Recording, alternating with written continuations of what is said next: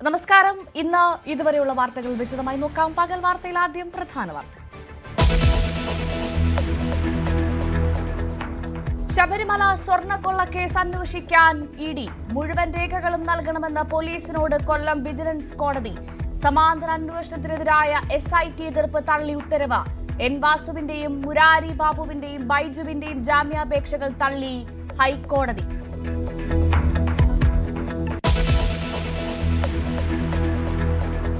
പാറടിപ്പാട്ടിനെതിരായ നീക്കത്തിൽ നിന്ന് പിന്മാറി സർക്കാർ. പുതിയ കേസ് വേണ്ടെന്ന് ജില്ലാ പോലീസ് മേധാവിമാർക്ക് നിർദ്ദേശം. സാമൂഹിക മാധ്യമങ്ങളിൽ നിന്ന് പാട്ട് നീക്കാനുള്ള നടപടിയും ഉപേക്ഷിച്ചു. തീരുമാനം സ്വാഗതം ചെയ്ത് പാട്ടിന്റെ അണിയറക്കാർ. ഒരു പാട്ട് കേൾക്കാനുള്ള ക്ഷമ പോലുമില്ലാത്ത സർക്കാർ എന്ന് പ്രതിപക്ഷ നേതാവ്. വൈകിയെങ്കിലും സൽബുദ്ധി ഉദിച്ചത് നന്നായെന്ന് സണ്ണി ജോസഫ്. പാടി പാടി സർക്കാരിനെ താഴെ ഇറക്കുമെന്ന് രമേശ് ചെന്നിത്തല.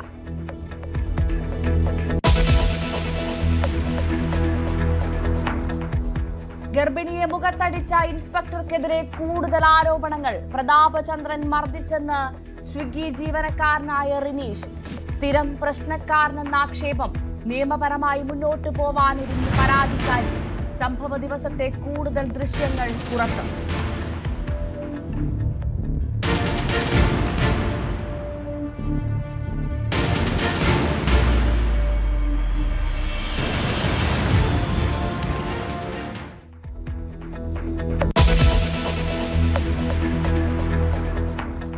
TP കേസ് പ്രതികളിൽ നിന്ന് പരോളിന് കൈക്കൂലി വാങ്ങിയ DIG വിനോദ് കുമാറിനെതിരെ കൂടുതൽ കണ്ടെത്തലുകൾ. തലസ്ഥാനത്തെ ഗുണ്ടകളിൽ നിന്നും പണം കൈപ്പറ്റിയതിന് തെളിവ്. ഓം പ്രകാശും പുത്തൻപാലം രാജേഷുമായി ബന്ധമുള്ളവരുടെ അക്കൗണ്ടുകളിൽ നിന്നും പണമെത്തി. വിജിലൻസ് ഡയറക്ടറുടെ റിപ്പോർട്ട് ഉടൻ. വിവാദങ്ങൾക്കിടെ TP കേസ് പ്രതി രജീഷിന് വീണ്ടും പരോൾ. സ്വാഭാവികമെന്ന് ജയിൽ വകുപ്പ്.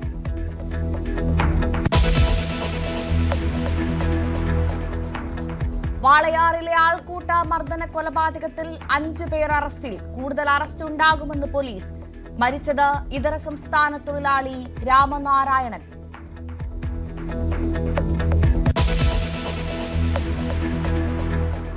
ബംഗ്ലാദേശിൽ വീണ്ടും കലാപം. അക്രമം പൊട്ടിപ്പുറപ്പെട്ടത് ജൻസി പ്രക്ഷോഭ നേതാവിന്റെ കൊലപാതകത്തെ തുടർന്ന്. 2 പത്രം ഓഫീസുകൾ കത്തിച്ചു. ഇന്ത്യക്കെതിരെ ആരോപണവുമായി കലാപകാരികൾ.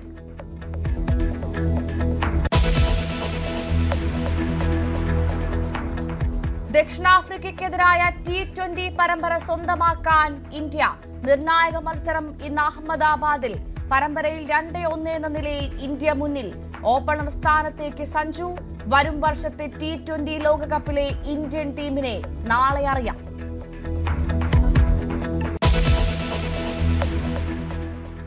വിശദമായി നോക്കാം. ശബരിമല സ്വർണ്ണക്കൊള്ള കേസിൽ SITക്ക് തിരിച്ചടി. കേസ് ED അന്വേഷിക്കും. കൊല്ലം വിജിലൻസ് കോടതിയുടേതാണ് നടപടി. EDക്ക് കേസുമായി ബന്ധപ്പെട്ട മുഴുവൻ രേഖകളും നൽകണമെന്നും കോടതി നിർദ്ദേശിച്ചു.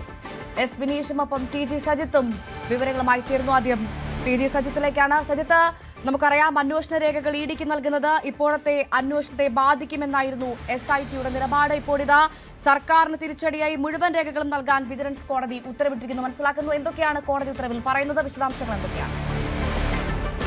SITയുടെ നിർദ്ദേശം അല്ലെങ്കിൽ നിലപാട് തള്ളിക്കൊണ്ടാണ് കോടതിയിൽ നിന്നും തീരുമാനമുണ്ടാവുന്നത്. ഈ കേസിൽ EDയുടെ അന്വേഷണം കൂടി വരുന്നതോടുകൂടി സമാന്തരമായ മറ്റൊരു അന്വേഷണം കൂടിയാണ് ഉണ്ടാവുന്നത്. നിലവിൽ പ്രത്യേകം ഹൈക്കോടതിയുടെ നിർദ്ദേശപ്രകാരം പ്രത്യേക അന്വേഷണ സംഘം നടത്തുന്ന അന്വേഷണത്തിന് സമാന്തരമായി ഉണ്ടാവുന്ന ഒരു നീക്കം കൂടിയാണ്. ഇതിന് പലതരത്തിലുള്ള ധ്രുവങ്ങളുണ്ട്. ഒന്ന് അതിൽ രാഷ്ട്രീയമാണ്, മറ്റൊന്ന് ഇതിൽ ഉണ്ടാവാവുന്ന അന്വേഷണ സംഘത്തിൻ്റെ പുതിയ നീക്കങ്ങളാണ്. എൻഫോഴ്സ്മെന്റ് ഡയറക്ടറേറ്റിൻ്റെ അന്വേഷണം കൂടി വരുമ്പോൾ സ്വാഭാവികമായും ഈ സ്വർണ്ണക്കടത്തിൽ എന്തെങ്കിലും തരത്തിലുള്ള വിദേശ ബന്ധങ്ങൾ ഉണ്ടായിട്ടുണ്ടോ, പണം ഇടപാടുകൾ ആ തരത്തിൽ ഉണ്ടായിട്ടുണ്ടോ, അന്താരാഷ്ട്ര പുരാവസ്തു ഏജന്റുമാരുടെ ഇടപെടലോ അത്തരം നീക്കങ്ങൾ എന്തെങ്കിലും ഉണ്ടായിട്ടുണ്ടോ തുടങ്ങിയ പണം ഇടപാടുമായി ബന്ധപ്പെട്ട കാര്യങ്ങളാണ് സാധാരണ രീതിയിൽ അന്വേഷണം നടക്കേണ്ടത്. പക്ഷേ ഇതിന് മറ്റൊരു രാഷ്ട്രീയ മുഖം കൂടിയുണ്ട്. അത് ഈ സർക്കാരുമായി ബന്ധപ്പെട്ടവരെയൊക്കെ ഒരുപക്ഷെ വിളിച്ചു വരുത്താനോ മൊഴിയെടുക്കാനോ ഉള്ള നീക്കങ്ങളാണ്.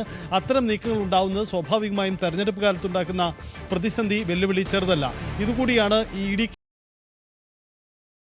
എല്ലാ വാദങ്ങളെയും നിരാകരിച്ചുകൊണ്ടാണ് ഈ അന്വേഷണ പ്രഖ്യാപനം ഉണ്ടായിരിക്കുന്നത് എന്നാണ് നമുക്ക് മനസ്സിലാക്കാനാവുന്നത്. കാരണം സമാന്തരമായി പണമല്ലാത്ത മറ്റു വിഷയങ്ങളിലേക്ക് അന്വേഷണം നടക്കുന്നത് നിലവിലുള്ള അന്വേഷണത്തെ ബാധിക്കുമെന്നതായിരുന്നു പ്രോസിക്യൂഷൻ്റെ വാദം. പക്ഷേ എല്ലാ രേഖകളും EDക്ക് കൈമാറാനാണ് ഇപ്പോൾ കോടതി ഉത്തരവിട്ടിരിക്കുന്നത്. സജിത്ത്, ഈ കള്ളപ്പണം ഇടപാട് മാത്രമേ അന്വേഷിക്കാവൂ എന്ന നിബന്ധനയായിരുന്നു സർക്കാർ മുന്നോട്ട് വെച്ചിരുന്നത്. അപ്പോൾ സ്വാഭാവികമായും പക്ഷേ അതിൽ മാത്രം ഒതുങ്ങണമെന്നില്ല അല്ലേ? സാധാരണ രീതിയിൽ ED എൻഫോഴ്സ്മെന്റ് ഡയറക്ടറേറ്റ് നമുക്കറിയാം സാമ്പത്തിക കുറ്റകൃത്യങ്ങൾ അന്വേഷിക്കുന്ന ഏജൻസിയാണ്. സ്വാഭാവികമായും സാമ്പത്തിക വിഷയങ്ങൾ മാത്രമാണ് അവർ പരിശോധിക്കപ്പെടുന്നത്. പക്ഷേ അതിനപ്പുറമുള്ള അന്വേഷണത്തിൻ്റെ ഭാഗമായുള്ള വിളിച്ചുവരുത്തലുകളും നീക്കങ്ങൾക്കുമുള്ള സാധ്യതകളുണ്ടാവും. കാരണം ഇതിൽ മറ്റെന്തെങ്കിലും ക്രൈം നടന്നിട്ടുണ്ടോ എന്നത് സാധാരണ രീതിയിൽ EDയുടെ അന്വേഷണ പരിധിയിൽ വരേണ്ട വിഷയമല്ല. പക്ഷേ സ്വാഭാവികമായും അത് നിലവിൽ നടത്തിയ മൊഴിയെടുപ്പും നിലവിൽ അന്വേഷിച്ച ആളുകളിൽ നിന്ന് വീണ്ടും ചോദ്യം ചെയ്യാനുള്ള സാധ്യതകളുമൊക്കെ ഒരുപക്ഷെ ഉണ്ടായേക്കാം. അതായത് നിലവിൽ SITയുടെ കസ്റ്റഡിയിലുള്ള ആളുകളെ തന്നെ വീണ്ടും ED അന്വേഷണത്തിൻ്റെ ഭാഗമായി മൊഴിയെടുക്കുകയോ ചോദ്യം ചെയ്യലോ അടക്കമുള്ള നീക്കങ്ങൾ നടത്താനും സാധ്യതയുണ്ട്. നിലവിൽ SIT ശേഖരിച്ച മൊഴികളും വിശദാംശങ്ങളുമെല്ലാം EDക്ക് കൂടി കൈമാറണമെന്ന് കോടതിയുടെ നിർദ്ദേശമുണ്ടായിരുന്നു. അതിന് പുറമേ ആയിരിക്കാം ഒരുപക്ഷെ പുതിയ അന്വേഷണ നീക്കങ്ങൾ. അങ്ങനെ വരികയാണെങ്കിൽ സർക്കാരുമായി അടുത്ത് നിൽക്കുന്ന കടകംപള്ളി സുരേന്ദ്രൻ അടക്കമുള്ളവർ ഇതിനകം തന്നെ ആരോപണ വിധേയരാണ്. അവരെയൊക്കെ ഒരുപക്ഷെ അന്വേഷണത്തിൻ്റെ ഭാഗമായി വിളിച്ചു വരുത്താനുള്ള സാധ്യത EDക്കുണ്ട്. അത്തരം നീക്കങ്ങൾക്ക് ED തുനിയുമോ എന്നതാണ് ഇനിയുള്ള ദിവസങ്ങളിൽ കണ്ടറിയേണ്ടത്. ശരി, TG സജിത്താണ് വിവരങ്ങൾ നൽകിയത്. വിനീഷ് കൂടി ചേർന്നു. വിനീഷ്, ED മല്ല കയറുമോ എന്ന് ചോദിക്കാൻ തുടങ്ങിയിട്ട് കുറച്ച് ദിവസമായി. എന്തായാലും അതിനുള്ള ഉത്തരമായിരിക്കുന്നു. EDക്ക് കേസ് അന്വേഷിക്കാൻ സാധിക്കും. വിജിലൻസ് കോടതി ഉത്തരവിട്ടിരിക്കുന്നു. കോടതി ഉത്തരവിൽ എന്തൊക്കെയാണ് വിനീഷ് പറയുന്നത്? ഒപ്പം എപ്പോഴത്തേക്ക് ഈ അന്വേഷണം ED ആരംഭിക്കുമെന്ന് മനസ്സിലാക്കാൻ സാധിച്ചു?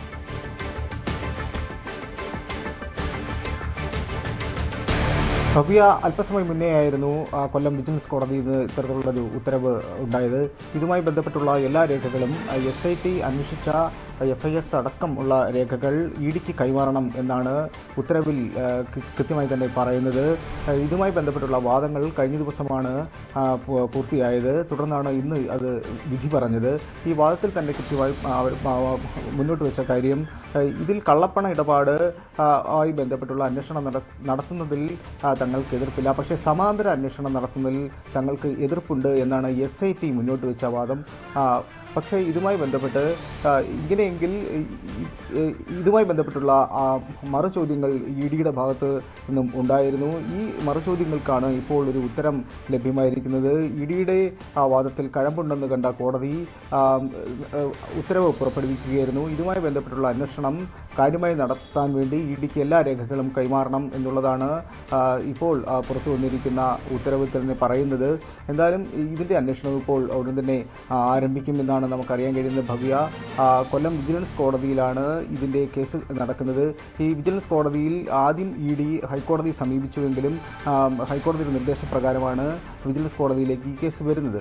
അങ്ങനെ ഇതിൻ്റെ പ്രതിവാദങ്ങളെല്ലാം കഴിഞ്ഞിട്ട് ഇപ്പോൾ ഇന്നാണ് ഇതിൻ്റെ ഒരു ഉത്തരവ് പുറത്ത് വന്നിരിക്കുന്നത്. ഭവ്യ, എന്തായാലും ഇതുമായി ബന്ധപ്പെട്ടുള്ള സജിത് നേരത്തെ സൂചിപ്പിച്ചതുപോലെ ഈ കേസ് ED അന്വേഷിക്കുമ്പോൾ ഇതിൽ ഒരുപാട് വെളിപ്പെടുത്തലുകൾ, അതുപോലെ തന്നെ ഈ കേസുമായി ബന്ധപ്പെട്ടുള്ള തുടർ നടപടികളെല്ലാം തന്നെ ഉണ്ടാകും എന്നുള്ളത് നമുക്ക് എടുത്തു പറയേണ്ട കാര്യം തന്നെയാണ്. ഭവ്യ, TG സജിത്തും എസ് വിനീഷുമാണ് വാർത്തയുടെ വിശദാംശങ്ങൾ നൽകിയത്. ശബരിമല സ്വർണ്ണക്കൊള്ളക്കേസിൽ ദേവസ്വം ബോർഡ് മുൻ അഡ്മിനിസ്ട്രേറ്റർ N വാസുവിന് ജാമ്യമില്ല. വാസുവിന്റെ ജാമ്യാപേക്ഷ ഹൈക്കോടതി തള്ളി. മാത്രമല്ല, ദേവസ്വം ബോർഡ് മുൻ അഡ്മിനിസ്ട്രേറ്റീവ് ഓഫീസർ മുരാരി ബാബുവിനും മുൻ തിരുവാഭരണ കമ്മീഷണർ KS ബൈജുവിനും കോടതി ജാമ്യം നിഷേധിച്ചു. സ്വർണ്ണക്കൊള്ളക്കേസിൽ റിമാൻഡിൽ കഴിയുന്ന മുൻ ദേവസ്വം ബോർഡ് പ്രസിഡന്റ് A പത്മകുമാറിനെതിരായ നടപടി ഇന്ന് CPM പത്തനംതിട്ട ജില്ലാ കമ്മിറ്റി ചർച്ച ചെയ്യും. കമ്മിറ്റിയിൽ അംഗങ്ങളുടെ അഭിപ്രായം തേടിയ ശേഷം അത് സംസ്ഥാന കമ്മിറ്റിയെ അറിയിക്കും. തുടർന്ന് സംസ്ഥാന കമ്മിറ്റി ഇക്കാര്യത്തിൽ അന്തിമ തീരുമാനമെടുക്കും. ഇന്നലെ ചേർന്ന ജില്ലാ സെക്രട്ടേറിയറ്റിൽ പത്മകുമാറിനെതിരെ വിമർശനമുയർന്നിരുന്നു.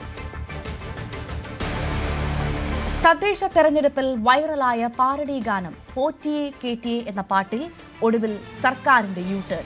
പുതിയ കേസ് വേണ്ടെന്നാണ് സർക്കാരിന്റെ നിർദ്ദേശം. കഴിഞ്ഞ ദിവസം എടുത്ത കേസിൽ മെല്ലെപ്പോക്കെന്ന സമീപനമാണ് സർക്കാർ സ്വീകരിച്ചിട്ടുള്ളത്. പാട്ടിൽ കൂടുതൽ കേസ് വേണ്ടെന്ന് ADGP ജില്ലാ പോലീസ് മേധാവിമാർക്ക് നിർദ്ദേശം നൽകിയിട്ടുണ്ട്. സമൂഹമാധ്യമങ്ങളിൽ നിന്ന് പാട്ട് നീക്കില്ലെന്നും മെറ്റയ്ക്കും ഗൂഗിളിനും കത്ത് അയക്കില്ലെന്നും അറിയിപ്പുണ്ട്. പാരഡി ഗാനത്തിന്റെ ലിങ്കുകൾ സമൂഹമാധ്യമങ്ങളിൽ നിന്നും നീക്കം ചെയ്യണമെന്ന പോലീസ് നിർദ്ദേശത്തിനെതിരെ പ്രതിപക്ഷ നേതാവ് VD സതീശൻ മെറ്റയ്ക്ക് കത്ത് നൽകിയിരുന്നു. ഈ പാരഡിയുമായി ബന്ധപ്പെട്ട് വലിയ തരത്തിലുള്ള ഒരു വിവാദം ഉയരുകയും അതിന് പിന്നാലെ ആ കേസ് രജിസ്റ്റർ ചെയ്തതിൽ ആശയക്കുഴപ്പം ഉണ്ടാകുകയും ചെയ്തതോടെയാണ് കൂടുതൽ പ്രതിരോധത്തിലാകാതിരിക്കാനുള്ള ഒരു നടപടികളിലേക്ക് സർക്കാർ കടക്കുന്നത്. അതിന്റെ ഭാഗമായാണ് ഈ കേസ് പിൻവലിക്കുന്ന കാര്യം ആലോചിക്കുന്നത്. അതേസമയം പിൻവലിക്കുമെന്ന് ഉറപ്പ് പറയുന്നില്ല. തുടർ നടപടികൾ നിർത്തിവെക്കുമെന്ന് മാത്രമാണ് ഉന്നത ഉദ്യോഗസ്ഥർ അറിയിക്കുന്നത്. അതായത് ഈ കേസുമായി ബന്ധപ്പെട്ട 4 പേർക്ക് നോട്ടീസ് നൽകാനുള്ള ഒരു നീക്കത്തിലായിരുന്നു പോലീസ് ഉണ്ടായിരുന്നത്. പക്ഷേ അതടക്കമുള്ള കാര്യങ്ങൾ മരവിപ്പിക്കും. മാത്രമല്ല ഈ പരാതി വന്നതിന് പിന്നാലെ ഇതേ പാരഡി ഉപയോഗിച്ചുകൊണ്ട് കോൺഗ്രസ് നേതൃത്വത്തെ അപകീർത്തിപ്പെടുത്തുന്ന തരത്തിലുള്ള മറ്റൊരു പാട്ട് CPM കേന്ദ്രങ്ങൾ സമൂഹ മാധ്യമങ്ങളിൽ പ്രചരിപ്പിക്കുന്നുവെന്ന ആക്ഷേപം ഉന്നയിച്ചുകൊണ്ട് കോൺഗ്രസ് നേതാവ് കഴിഞ്ഞ ദിവസം മുഖ്യമന്ത്രിക്ക് പരാതി അയച്ചിരുന്നു. ഇതോടെയാണ് ഇതിന്റെ അപകടം ആഭ്യന്തര വകുപ്പ് തിരിച്ചറിഞ്ഞത്. അതായത് സമാനമായ ഈ പാരഡിയിൽ ഒരു സ്ഥലത്ത് കേസെടുക്കുകയും മറുവശത്ത് അതേ പരാതിയിൽ കേസെടുക്കാതിരിക്കുകയും ചെയ്തു കഴിഞ്ഞാൽ അത് വലിയ തരത്തിൽ രാഷ്ട്രീയ വിവാദങ്ങൾക്ക് വഴിവെക്കുന്ന സാഹചര്യമാകും. ആ പശ്ചാത്തലത്തിൽ ഇതുവരെയുള്ള എല്ലാ നടപടികളും നിർത്തിവെക്കുകയും തുടർന്നങ്ങോട്ട് സമാനമായ തരത്തിലുള്ള വിവാദങ്ങളിൽ കേസെടുക്കാതിരിക്കുകയും ചെയ്യുന്ന ഒരു നയമായിരിക്കും ഏറ്റവും ഉചിതമെന്നൊരു തീരുമാനത്തിലേക്ക് പോലീസ് എത്തുകയായിരുന്നുവെന്നാണ് വിവരം. അതിനിടയിലാണ് ഈ പാട്ട് കഴിഞ്ഞ ദിവസം സമൂഹ മാധ്യമങ്ങളിലെ ചില അക്കൌണ്ടുകളിൽ നിന്ന് നീക്കം ചെയ്യുന്ന നടപടികൾ ആരംഭിച്ചിട്ടുണ്ട്. ചില അക്കൌണ്ടുകളിൽ നിന്ന് പൂർണ്ണമായി തന്നെ അത് നീക്കം ചെയ്ത് കഴിഞ്ഞു. ശേഷിക്കുന്നവയിൽ നിന്നുകൂടി അത് നീക്കം ചെയ്യണമെന്ന് ആവശ്യപ്പെട്ടുകൊണ്ടായിരുന്നു മെറ്റയ്ക്ക് കത്തയച്ചത്. പക്ഷേ അതടക്കമുള്ള നടപടികളിൽ ഒരു തുടർ നീക്കങ്ങൾ ഉണ്ടാകാനുള്ള സാധ്യത നിലവിലെ സാഹചര്യത്തിലില്ല. മാത്രവുമല്ല പ്രതിപക്ഷ നേതാവ് VD സതീശൻ മെറ്റയ്ക്ക് ഒരു കത്തയച്ചിരിക്കുകയാണ്. അങ്ങനെ പോലീസ് നൽകുന്ന വിവരത്തിന്റെ അടിസ്ഥാനത്തിൽ മാത്രം ഒരു നടപടിയെടുക്കാനാവില്ല.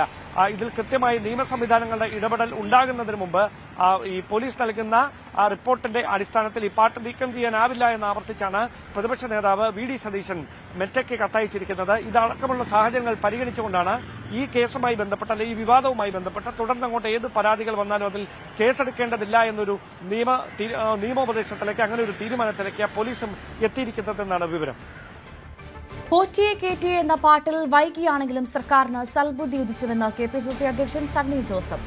പാരഡിയിലെ വരികൾ കേരളത്തിലെ ജനഹൃദയങ്ങളിൽ പതിഞ്ഞുവെന്നും പാരഡിയുടെ പേരിൽ തെരഞ്ഞെടുപ്പ് കമ്മീഷനെ സമീപിക്കാനുള്ള നീക്കം മറ്റൊരു മണ്ടത്തരമാണെന്നും സണ്ണി ജോസഫ് പരിഹസിച്ചു.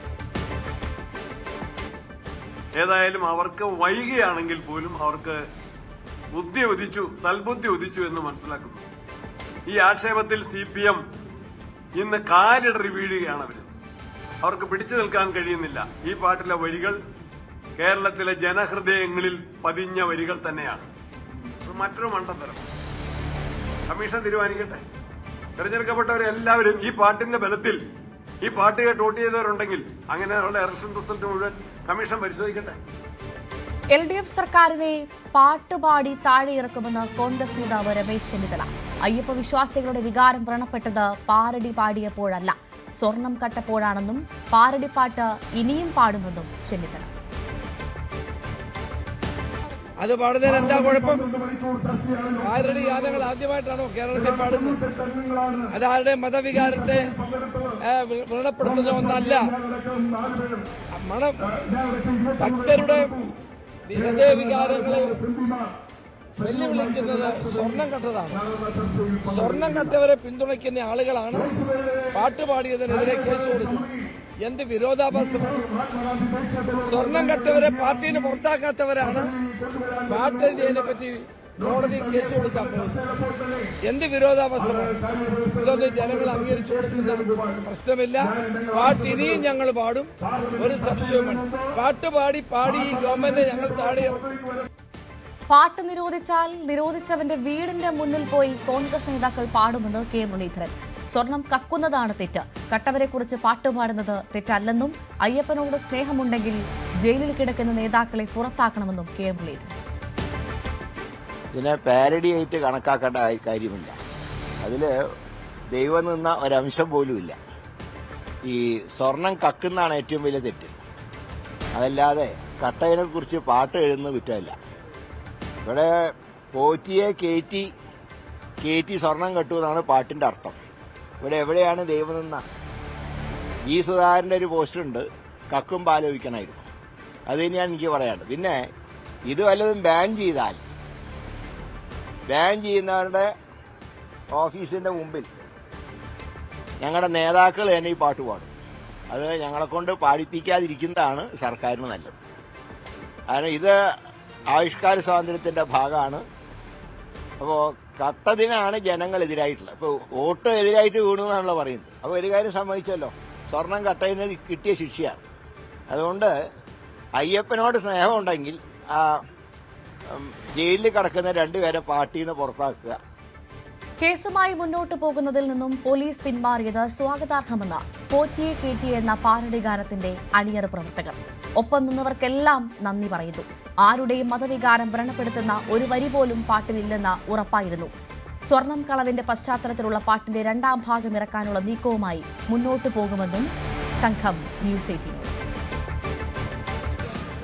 പാരഡി വിവാദത്തിൽ നിന്ന് സർക്കാർ പിന്മാറുമ്പോൾ ആ പാട്ടൊരുക്കിയവർ വലിയ ആത്മവിശ്വാസത്തിലാണ്. നമ്മുടെ പരിപാടി ചേരുന്നുണ്ട്. 2-3 ദിവസമായിട്ട് വാർത്തകൾ നിറഞ്ഞു നിൽക്കുകയായിരുന്നു. ഇതുവരെ ഇല്ലാത്ത വിവാദം, നിങ്ങൾ ആദ്യമായിട്ടല്ല പാട്ട് പാടുന്നത്, പക്ഷേ ഇതുവരെ ഇല്ലാത്ത വിവാദങ്ങൾ വരുന്നു. രാഷ്ട്രീയ നേതാക്കൾ പ്രസ്താവനയായിട്ട് വരുന്നു. കേരളം മുഴുവൻ നിങ്ങൾക്ക് പിന്തുണയായിട്ട് വരുന്നു. ഇപ്പോഴത്തെ ഒരു വിവരം സർക്കാരിൽ നിന്നൊക്കെ പിന്മാറണു എന്നുള്ളതാണ്.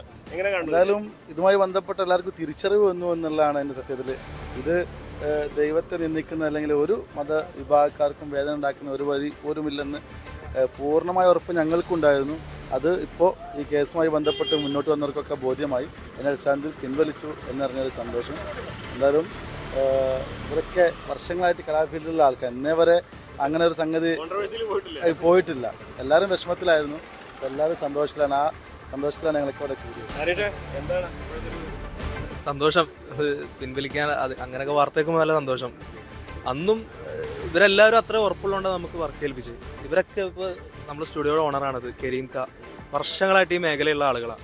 ഹനീഫ് ക അതേപോലെ.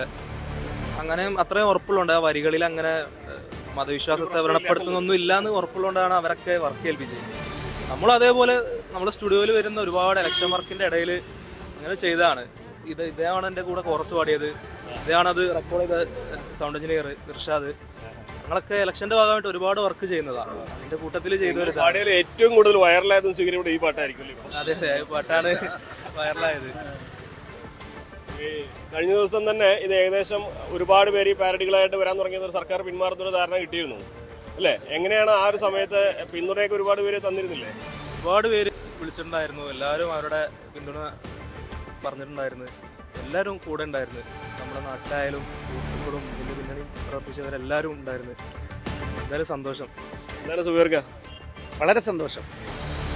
സമൂഹത്തിൻ്റെ നാനാഭാഗത്തു നിന്നും വളരെയധികം അകമഴിഞ്ഞ പിന്തുണ ഉണ്ടായിട്ടുണ്ട്.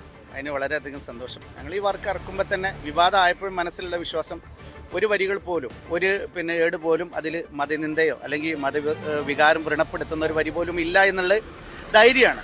ആ ധൈര്യത്തിൻ്റെ മുകളിൽ തന്നെയാണ് ധൈര്യപൂർവ്വം നിന്നത്. അത് അതേപോലെ ആയും ചെയ്തു. നോക്കാം, അത് പ്രശ്നമൊന്നുമില്ല. അങ്ങനത്തെ പിൻവലിക്കുന്ന വിഷയങ്ങളൊന്നുമില്ല. നോക്കിയിട്ട് ചെയ്യാം. ഡാനിഷ് പാടാൻ റെഡിയാണെങ്കിൽ ഇറക്കാൻ നമ്മൾ കുഴപ്പമൊന്നുമില്ല. അവരെല്ലാവരും കൂടെ ഉണ്ടല്ലോ എന്തായാലും.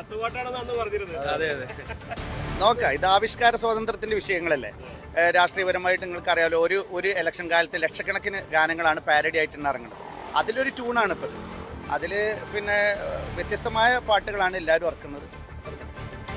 നമുക്ക് അവസാനിപ്പിക്കാം അല്ലേ?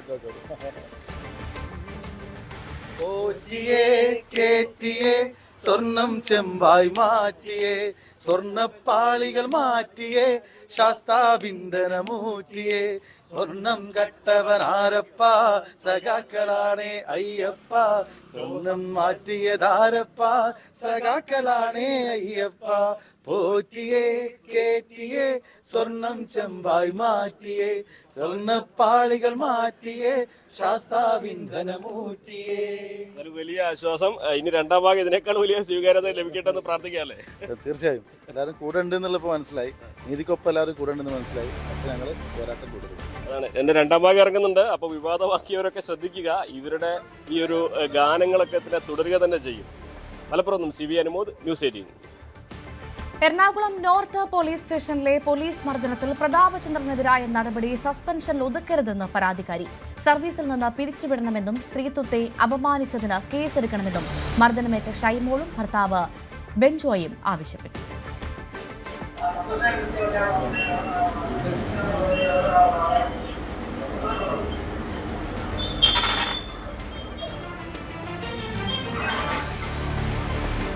ഞാൻ ആക്രമിക്കാൻ ചെല്ലണം എങ്ങനെ എൻ്റെ കുഞ്ഞുങ്ങൾ എളിയിരിക്കുക. ഒരു വർഷം എനിക്ക് ആക്രമിക്കാൻ പറ്റത്തില്ല. ഞാൻ കരഞ്ഞ് ഓർക്കെ നിലവിളിച്ചല്ലാണ്ട് അവിടെ ഒന്നും ചെയ്തിട്ടെന്നുള്ള തെളിവ് എൻ്റെ കയ്യിലുള്ളപ്പോൾ എനിക്ക് ആരും ഭയക്കേണ്ട കാര്യമില്ല. അവിടെ ചെന്നിട്ട് തിരിച്ചു പോരുന്നോടം വരെയുള്ള പ്രൂഫ് എൻ്റെ കയ്യിലുണ്ട്. അത് ഞാൻ ഇന്ന് കോടതിയിൽ ഹാജരാക്കും. വനിതാ പോലീസുകാരും വളരെ മോശമായിട്ടാണ് വനിതാ പോലീസുകാരെല്ലാവരും വളരെ മോശമായിട്ടാണ് അയാളുടെ പക്ഷം ചേർന്നിട്ടാണ് നിന്നത്. 2 പോലീസ് ഉദ്യോഗസ്ഥർ മാത്രം ഉണ്ടായിരുന്നു പിടിച്ചു മാറ്റി, എന്നെ ഉപദ്രവിച്ചപ്പോൾ പിടിച്ചു മാറ്റി കൊണ്ടുപോയതൊക്കെ. നടപടിയിൽ സംതൃപ്തിയാണോ? ഇപ്പോൾ അല്പം ഇനിയും നിയമപരമായിട്ട് തന്നെ ഞങ്ങൾ ബാക്കിയുള്ള കാര്യങ്ങളൊക്കെ മുന്നോട്ട് പോകും. അതേസമയം യുവതി മജിസ്ട്രേറ്റ് തല അന്വേഷണം ആവശ്യപ്പെട്ട് അഡീഷണൽ ചീഫ് ജുഡീഷ്യൽ മജിസ്ട്രേറ്റ് കോടതിയിൽ ഹർജി നൽകി. ഇതിൽ വിശദമായ വാദം കേൾക്കാൻ ഹർജി ജനുവരി 17 പരിഗണിക്കും. ക്രിമിനൽ നടപടി ചട്ടത്തിന്റെയും അതിന്റെ ഉപവകുപ്പുകളുടെയും പ്രത്യേക റൂൾസ് ഓഫ് പ്രാക്ടീസിന്റെയും പരിധിയിൽ നിന്നുകൊണ്ട് പോലീസ് അന്വേഷിച്ചാൽ പോരാ. ഷൈമോൾ ഉറച്ചു പ്രഖ്യാപിക്കുന്നു, മജിസ്ട്രേറ്റിനോട് ആവശ്യപ്പെടുന്നു. മജിസ്ട്രേറ്റ് നേരിട്ട് പ്രതിക്ക് നോട്ടീസ് അയച്ചു കൊടുത്ത് ഈ സ്വാൺ സ്റ്റേറ്റ്മെന്റുകൾക്കും തെളിവുകൾക്കും അധിഷ്ഠിതമായിക്കൊണ്ട് പ്രതിയായ CI പ്രതാപ് ചന്ദ്രൻ ഇപ്പോൾ സസ്പെൻഷനിൽ, അദ്ദേഹത്തെ പ്രതിയായി ഒരു ക്രിമിനൽ പ്രോസിക്യൂഷൻ ബഹുമാനപ്പെട്ട അഡീഷണൽ CJM കോടതിയിൽ നടത്തണമെന്നാണ് ഷൈമോൾ ആവശ്യപ്പെടുന്നത്. തുടർ നടപടികൾ ACGM കോടതിയിൽ മുന്നോട്ട് പോകും. അതേസമയം സ്റ്റേറ്റ് വലിയൊരു തുക കോമ്പൻസേഷനായി നൽകാൻ മാത്രം ഉതകുന്ന തെളിവുകളാണ് ഇപ്പോൾ വന്നിരിക്കുന്നത്. അതിന്റെ നടപടികളുമായിട്ട് ഹൈക്കോടതിയിലും ഷൈമോള് മുന്നോട്ട് പോകും. പ്രതാപചന്ദ്രൻ സേനയിലെ സ്ഥിരം പ്രശ്നക്കാരനാണെന്ന് തെളിയിക്കുന്ന നിരവധി പരാതികളും ഇതിനകം പുറത്തുവന്നു. 2023 തന്നെ പ്രതാപചന്ദ്രൻ മർദ്ദിച്ചുവെന്ന പരാതിയുമായി സ്വിഗ്ഗി ജീവനക്കാരനായ റിനീഷ് രംഗത്തെത്തി. ഒരു ഉച്ചയ്ക്ക് ഇപ്പോൾ ഫുഡ് കഴിക്കാനുള്ള ടൈമായി കഴിഞ്ഞപ്പോഴേക്കും ഭയങ്കര വെയിലായിരുന്നു. അപ്പോൾ അവിടെ നിന്ന് വെള്ളം കുടിച്ചിട്ട് നേരെ അവിടെ കുറേ പേര് ഇരിക്കാറുണ്ട് ആ പാലത്തിൻ്റെ അടിയിലായിട്ട്. അപ്പം ഞാൻ അവിടെ ഇരുന്ന് കഴിഞ്ഞപ്പോൾ കുറച്ച് കഴിഞ്ഞപ്പോൾ 2 പേര് വന്നിട്ട് പറഞ്ഞ് ചൂരലുകൊണ്ട് വന്നത് എന്നെ തട്ടിയിട്ട് എഴുന്നേക്കാൻ പറഞ്ഞു. അപ്പോൾ ഞാൻ എഴുന്നേറ്റ്. അപ്പോൾ മനസ്സിലായി ചിലപ്പോൾ പോലീസുകാർ മഫ്തിയിലായിരിക്കും എന്ന് വിചാരിച്ചു. എഴുന്നേറ്റ് എന്താ ഇവിടെ ഇരിക്കണേന്ന് ചോദിച്ചാൽ ഞാൻ പറഞ്ഞു ഇതുപോലെ വെയിലായി പോന്നിരുന്നാന്ന് പറഞ്ഞു. അപ്പോഴേക്കാണ് ഈ SHO പ്രതാപേന്ദ്രൻ വന്നത്. എന്നിട്ട് പറഞ്ഞു നിൻ്റെ പേരെന്താന്ന് ചോദിച്ചു. ഞാൻ റിനീഷ് എന്ന് പറഞ്ഞു. അപ്പോൾ നിൻ്റെ വീട് എവിടെയെന്ന് ചോദിച്ചാൽ നമ്മുടെ കാക്കനാടാന്ന് പറഞ്ഞു. കാക്കനാടുള്ളവൻ എന്തിനാ എറണാകുളത്ത് തന്നെയെന്ന് ചോദിച്ചു. അതുകൊണ്ട് എനിക്കറിയില്ലായിരുന്നു ഇങ്ങനെ വരാൻ പാടില്ല എന്നുള്ള കാര്യം, ഇവിടെ ഇരിക്കാൻ പാടില്ല എന്നുള്ള കാര്യം എനിക്കറിയാൻ പാടില്ലായിരുന്നു എന്ന് പറഞ്ഞു. എൻ്റെ ഹെഡ്സെറ്റ് എടുക്കാൻ പറഞ്ഞു പുറത്തേക്ക്. അപ്പോൾ ഇങ്ങനെ പോക്കറ്റിൽ ഇങ്ങനെ തള്ളിക്കണേ. അപ്പോൾ ഹെഡ്സെറ്റിൻ്റെ കവർ എടുക്കണ സമയത്താണ് ലാത്തിക്ക് തന്നെ അടിച്ചത്. ഞാൻ പറഞ്ഞു ലാത്തി പെട്ട് അയാളുടെ ലാത്തി ഒടിഞ്ഞ്. അപ്പോൾ ഞാൻ പറഞ്ഞു എന്തിനാ സാറേ എന്നെ തല്ലണേന്ന് ചോദിച്ചപ്പോൾ മുഖത്തോട്ട് ഒറ്റടി അടിച്ച്. ഞാൻ പറഞ്ഞു സാറേ എനിക്ക് വിഷമമുണ്ട്, കാരണം കുറേ പേര് നോക്കുന്നുണ്ട്, സങ്കടം വന്നിട്ടുണ്ടെന്ന് പറഞ്ഞപ്പോൾ വീണ്ടും അടിച്ചു തന്നെ. അപ്പോൾ എന്ത് വൈരാഗ്യമുള്ള രീതിയിലായിരുന്നു തല്ലിക്കൊണ്ടിരുന്നത്. അപ്പോൾ ഞാൻ പറഞ്ഞു സാറേ ആ മുഖത്തിട്ട് തന്നെ നല്ല മുഷ്ടി ചുരുട്ടിയിരുന്നത് ഇടിച്ചുകൊണ്ടിരിക്കണത്. അപ്പോൾ ഞാൻ പറഞ്ഞു സാറേ എനിക്ക് നല്ല വിഷമമുണ്ട്, എനിക്കൊന്നും ചെയ്യാൻ പറ്റാത്തതിൻ്റെ സങ്കടമുണ്ട്, നിങ്ങളാണ് ഈ ക്രിമിനലുകൾ ഉണ്ടാക്കണമെന്നുള്ള രീതിയിൽ ഞാൻ പറഞ്ഞു. അപ്പോൾ വീണ്ടും എന്നെ തല്ലി. പാലക്കാട് സ്വദേശിയായ യുവനടനും പ്രതാപചന്ദ്രനെതിരെ രംഗത്തെത്തി. കിങ് ഓഫ് കൊത്ത എന്ന ഷൂട്ടിംഗ് സമയത്ത് കള്ളക്കേസിൽ കുടുക്കി ക്രൂരമായി മർദ്ദിച്ചുവെന്നായിരുന്നു യുവനടന്റെ പരാതി. അതിനിടെ സംഭവം നടന്ന ദിവസത്തെ പോലീസ് സ്റ്റേഷനിലെ കൂടുതൽ ദൃശ്യങ്ങൾ പുറത്തുവന്നു. നോർത്ത് സ്റ്റേഷൻ SHO ആയ പ്രതാപ് ചന്ദ്രൻ സ്ത്രീയെ പോലീസ് സ്റ്റേഷനകത്ത് വെച്ച കരണത്തടിച്ച സംഭവത്തിൽ വലിയ രീതിയിലുള്ള പ്രതിഷേധം തുടരുന്നതിനിടെയാണ് SHOയ്ക്കെതിരെയുള്ള നടപടി വന്നിരിക്കുന്നത്. താൽക്കാലികമായി അന്വേഷണ വിധേയമായിട്ട് സസ്പെൻഡ് ചെയ്തിട്ടുണ്ട്. SHOയ്ക്കെതിരെ കൂടുതൽ കർശന നടപടികൾ സ്വീകരിക്കണം എന്നാവശ്യപ്പെട്ടുകൊണ്ട് ഇപ്പോൾ ഇതിൽ പോലീസിൻ്റെ ഭാഗത്തു നിന്ന് നടപടികൾ നേരിട്ട ഷൈമോളും അതോടൊപ്പം അവരുടെ ഭർത്താവ് ബെഞ്ചോയും കോടതിയെ സമീപിക്കുകയാണ്. കോടതിയിൽ നിന്ന് ഇവർ ആവശ്യപ്പെടുന്നത് നിലവിൽ ഈ കേസുമായി ബന്ധപ്പെട്ടുകൊണ്ട് അവർ നേരത്തെയും കേസ് നൽകിയിരുന്നു. അതിൻ്റെ അടിസ്ഥാനത്തിൽ കൂടിയാണ് ഈ CCTV ദൃശ്യങ്ങൾ ലഭിച്ചത്. ഏതായാലും ഈ കേസിൽ അവർ മുന്നോട്ട് പോകുന്നത് ഇതിൽ മജിസ്ട്രേറ്റ് തലത്തിൽ ഒരു അന്വേഷണം പോലീസ് സ്റ്റേഷനിൽ നടന്നത് എന്തെന്നാണ് സംഭവിച്ചത് എന്നത് സംബന്ധിച്ച ഒരു അന്വേഷണത്തിലേക്ക് കടക്കണമെന്നതാണ് അവർ ആവശ്യപ്പെടുകയും ചെയ്യുന്നത്. അതോടൊപ്പം തന്നെ ഇതിന് മതിയായ രീതിയിലുള്ള നഷ്ടപരിഹാരം നൽകണമെന്നത് ആവശ്യപ്പെട്ടുകൊണ്ട് ഹൈക്കോടതിയും സമീപിച്ചിട്ടുണ്ട്. ആ കേസുമായി മുന്നോട്ട് പോകുമെന്നാണ് ഇവർ പറയുന്നത്. ഒപ്പം ഇയാളുടെ ഈ പ്രതാപ് ചന്ദ്രൻ നേരത്തെയും തന്നെ മർദ്ദിച്ചിട്ടുണ്ട് എന്ന പരാതിയുമായിട്ട് മറ്റൊരു യുവാവ് കൂടി രംഗത്ത് വന്നിട്ടുണ്ട്. അന്ന് ഇയാൾ ഈ നോർത്ത് പാലത്തിന് സമീപം വെച്ച് തന്നെ ചൂരൽ വടിക്ക് തല്ലുകയും പിന്നീട് കരണത്തടിക്കുകയും ചെയ്തുവെന്ന റിനീഷ് എന്ന പേരുള്ള യുവാവാണ് രംഗത്ത് വന്നിട്ടുള്ളത്. ഒപ്പം ഇയാൾക്കെതിരെ അന്നും പരാതി നൽകിയിട്ടും മറ്റ് നടപടികൾ ഉണ്ടായില്ല എന്നും ചൂണ്ടിക്കാണിക്കപ്പെടുന്നു. എന്തായാലും ഇപ്പോൾ ഈ ഒരു നടപടികളിലേക്ക് കടക്കുമ്പോൾ കൂടുതൽ പേർ ഈ രീതിയിൽ പരാതികളുമായി വരുന്നു എന്നത് തന്നെയാണ് ഇതിനെ ശ്രദ്ധേയമാക്കുന്നത്. കേരളത്തിൽ കേട്ടുകേൾവിയില്ലാത്ത പോലീസ് അതിക്രമങ്ങളാണ് LDF ഭരണത്തിൽ നടക്കുന്നതെന്ന് പ്രതിപക്ഷ നേതാവ് VD സതീശൻ. ഒരു പോലീസ് സ്റ്റേഷനിൽ നടക്കുന്ന വിഷയങ്ങൾ അറിയാത്തയാൾ ആഭ്യന്തരമന്ത്രി പദത്തിൽ തുടരുന്നത് എന്തിനാണ്? ഗർഭിണിയുടെ കരണത്തടിച്ച ഉദ്യോഗസ്ഥനെ സംരക്ഷിക്കാൻ ഇടപെടലുകൾ ഉണ്ടായോ എന്ന് ചോദിച്ച സതീശൻ കേരളം ഭരിക്കുന്നത് തീവ്ര വലതുപക്ഷ സർക്കാരെന്നും ആരോപിച്ചു. ഈ അതിക്രമം ഒരു ഭർത്താവിനെ പിടിച്ചുകൊണ്ടുപോയി നിസാരമായ ഒരു കാര്യത്തിന് ക്രൂരമായി പോലീസ് സ്റ്റേഷനിൽ വെച്ച് മർദ്ദിക്കുന്നത് അറിഞ്ഞ ഗർഭിണിയായ ഭാര്യയാണ് കുഞ്ഞുങ്ങളുമൊത്ത് പോലീസ് സ്റ്റേഷനിൽ വന്നത്. അവരുടെ മുമ്പിൽ വെച്ചും ഭർത്താവിനെ മർദ്ദിക്കുന്നത് കണ്ടാണ് അവർ ബഹളമുണ്ടാക്കിയത്. അപ്പോൾ അവരോടും ക്രൂരമായിട്ടാണ് അവരെയും മർദ്ദിച്ചത്. ഇത് കേട്ടുകേൾവി പോലും ഇല്ലാത്തൊരു കാര്യമാണ്. ഒരു ഗർഭിണിയായ സ്ത്രീയെ, കുഞ്ഞുങ്ങളുമായി വന്ന സ്ത്രീയെ ഒരു പോലീസ് ഉദ്യോഗസ്ഥൻ ക്രൂരമായി മർദ്ദിക്കുന്നു. ഇത് 2024 ഈ പരാതി ആഭ്യന്തര വകുപ്പിന്റെ ചുമതലയിലുള്ള മുഖ്യമന്ത്രിയുടെ കയ്യിൽ കിട്ടിയതാണ്. അതിനെക്കുറിച്ച് ഒരു നടപടിയും എടുക്കാതെയാണ് മുഖ്യമന്ത്രി ഇത് ഒളിച്ചു വെച്ചത്. എന്നിട്ട് അന്വേഷണം നടത്തിയെന്നാ പറയുന്നത്. അന്വേഷണം നടത്തിയിട്ട് തെറ്റായ വിവരമാണ് ആഭ്യന്തര മന്ത്രിയുടെ കയ്യിൽ കിട്ടിയതെങ്കിൽ ഒരു പോലീസ് സ്റ്റേഷനിൽ നടക്കുന്ന ഒരു വിഷയത്തെക്കുറിച്ച് പോലും അറിയാനുള്ള സംവിധാനം ഒന്നുകിൽ കേരളത്തിലെ പോലീസിലില്ല, മുഖ്യമന്ത്രിയുടെ ഓഫീസിലില്ല, അല്ലെങ്കിൽ ഇത് അറിഞ്ഞിട്ടും മനഃപൂർവ്വം ഇത് മറച്ചു വെച്ചു. രണ്ടായാലും ഗുരുതരമായ പ്രശ്നമാണ്. അപ്പോൾ ഇതിൽ മുഖ്യമന്ത്രി കേരളത്തിലെ ജനങ്ങളോട് മാപ്പ് പറയുകയും ഉത്തരവാദികളായ ആളുകൾക്കെതിരായി അന്വേഷണം നടത്തി നടപടി സ്വീകരിക്കണം. ഈ 2024 നടന്ന ഈ സംഭവം മുഖ്യമന്ത്രിയും മുഖ്യമന്ത്രിയുടെ ഓഫീസും അറിഞ്ഞില്ല എന്ന് പറഞ്ഞാൽ എന്തിനാണ് അദ്ദേഹം ഈ സ്ഥാനത്തിരിക്കുന്നത്?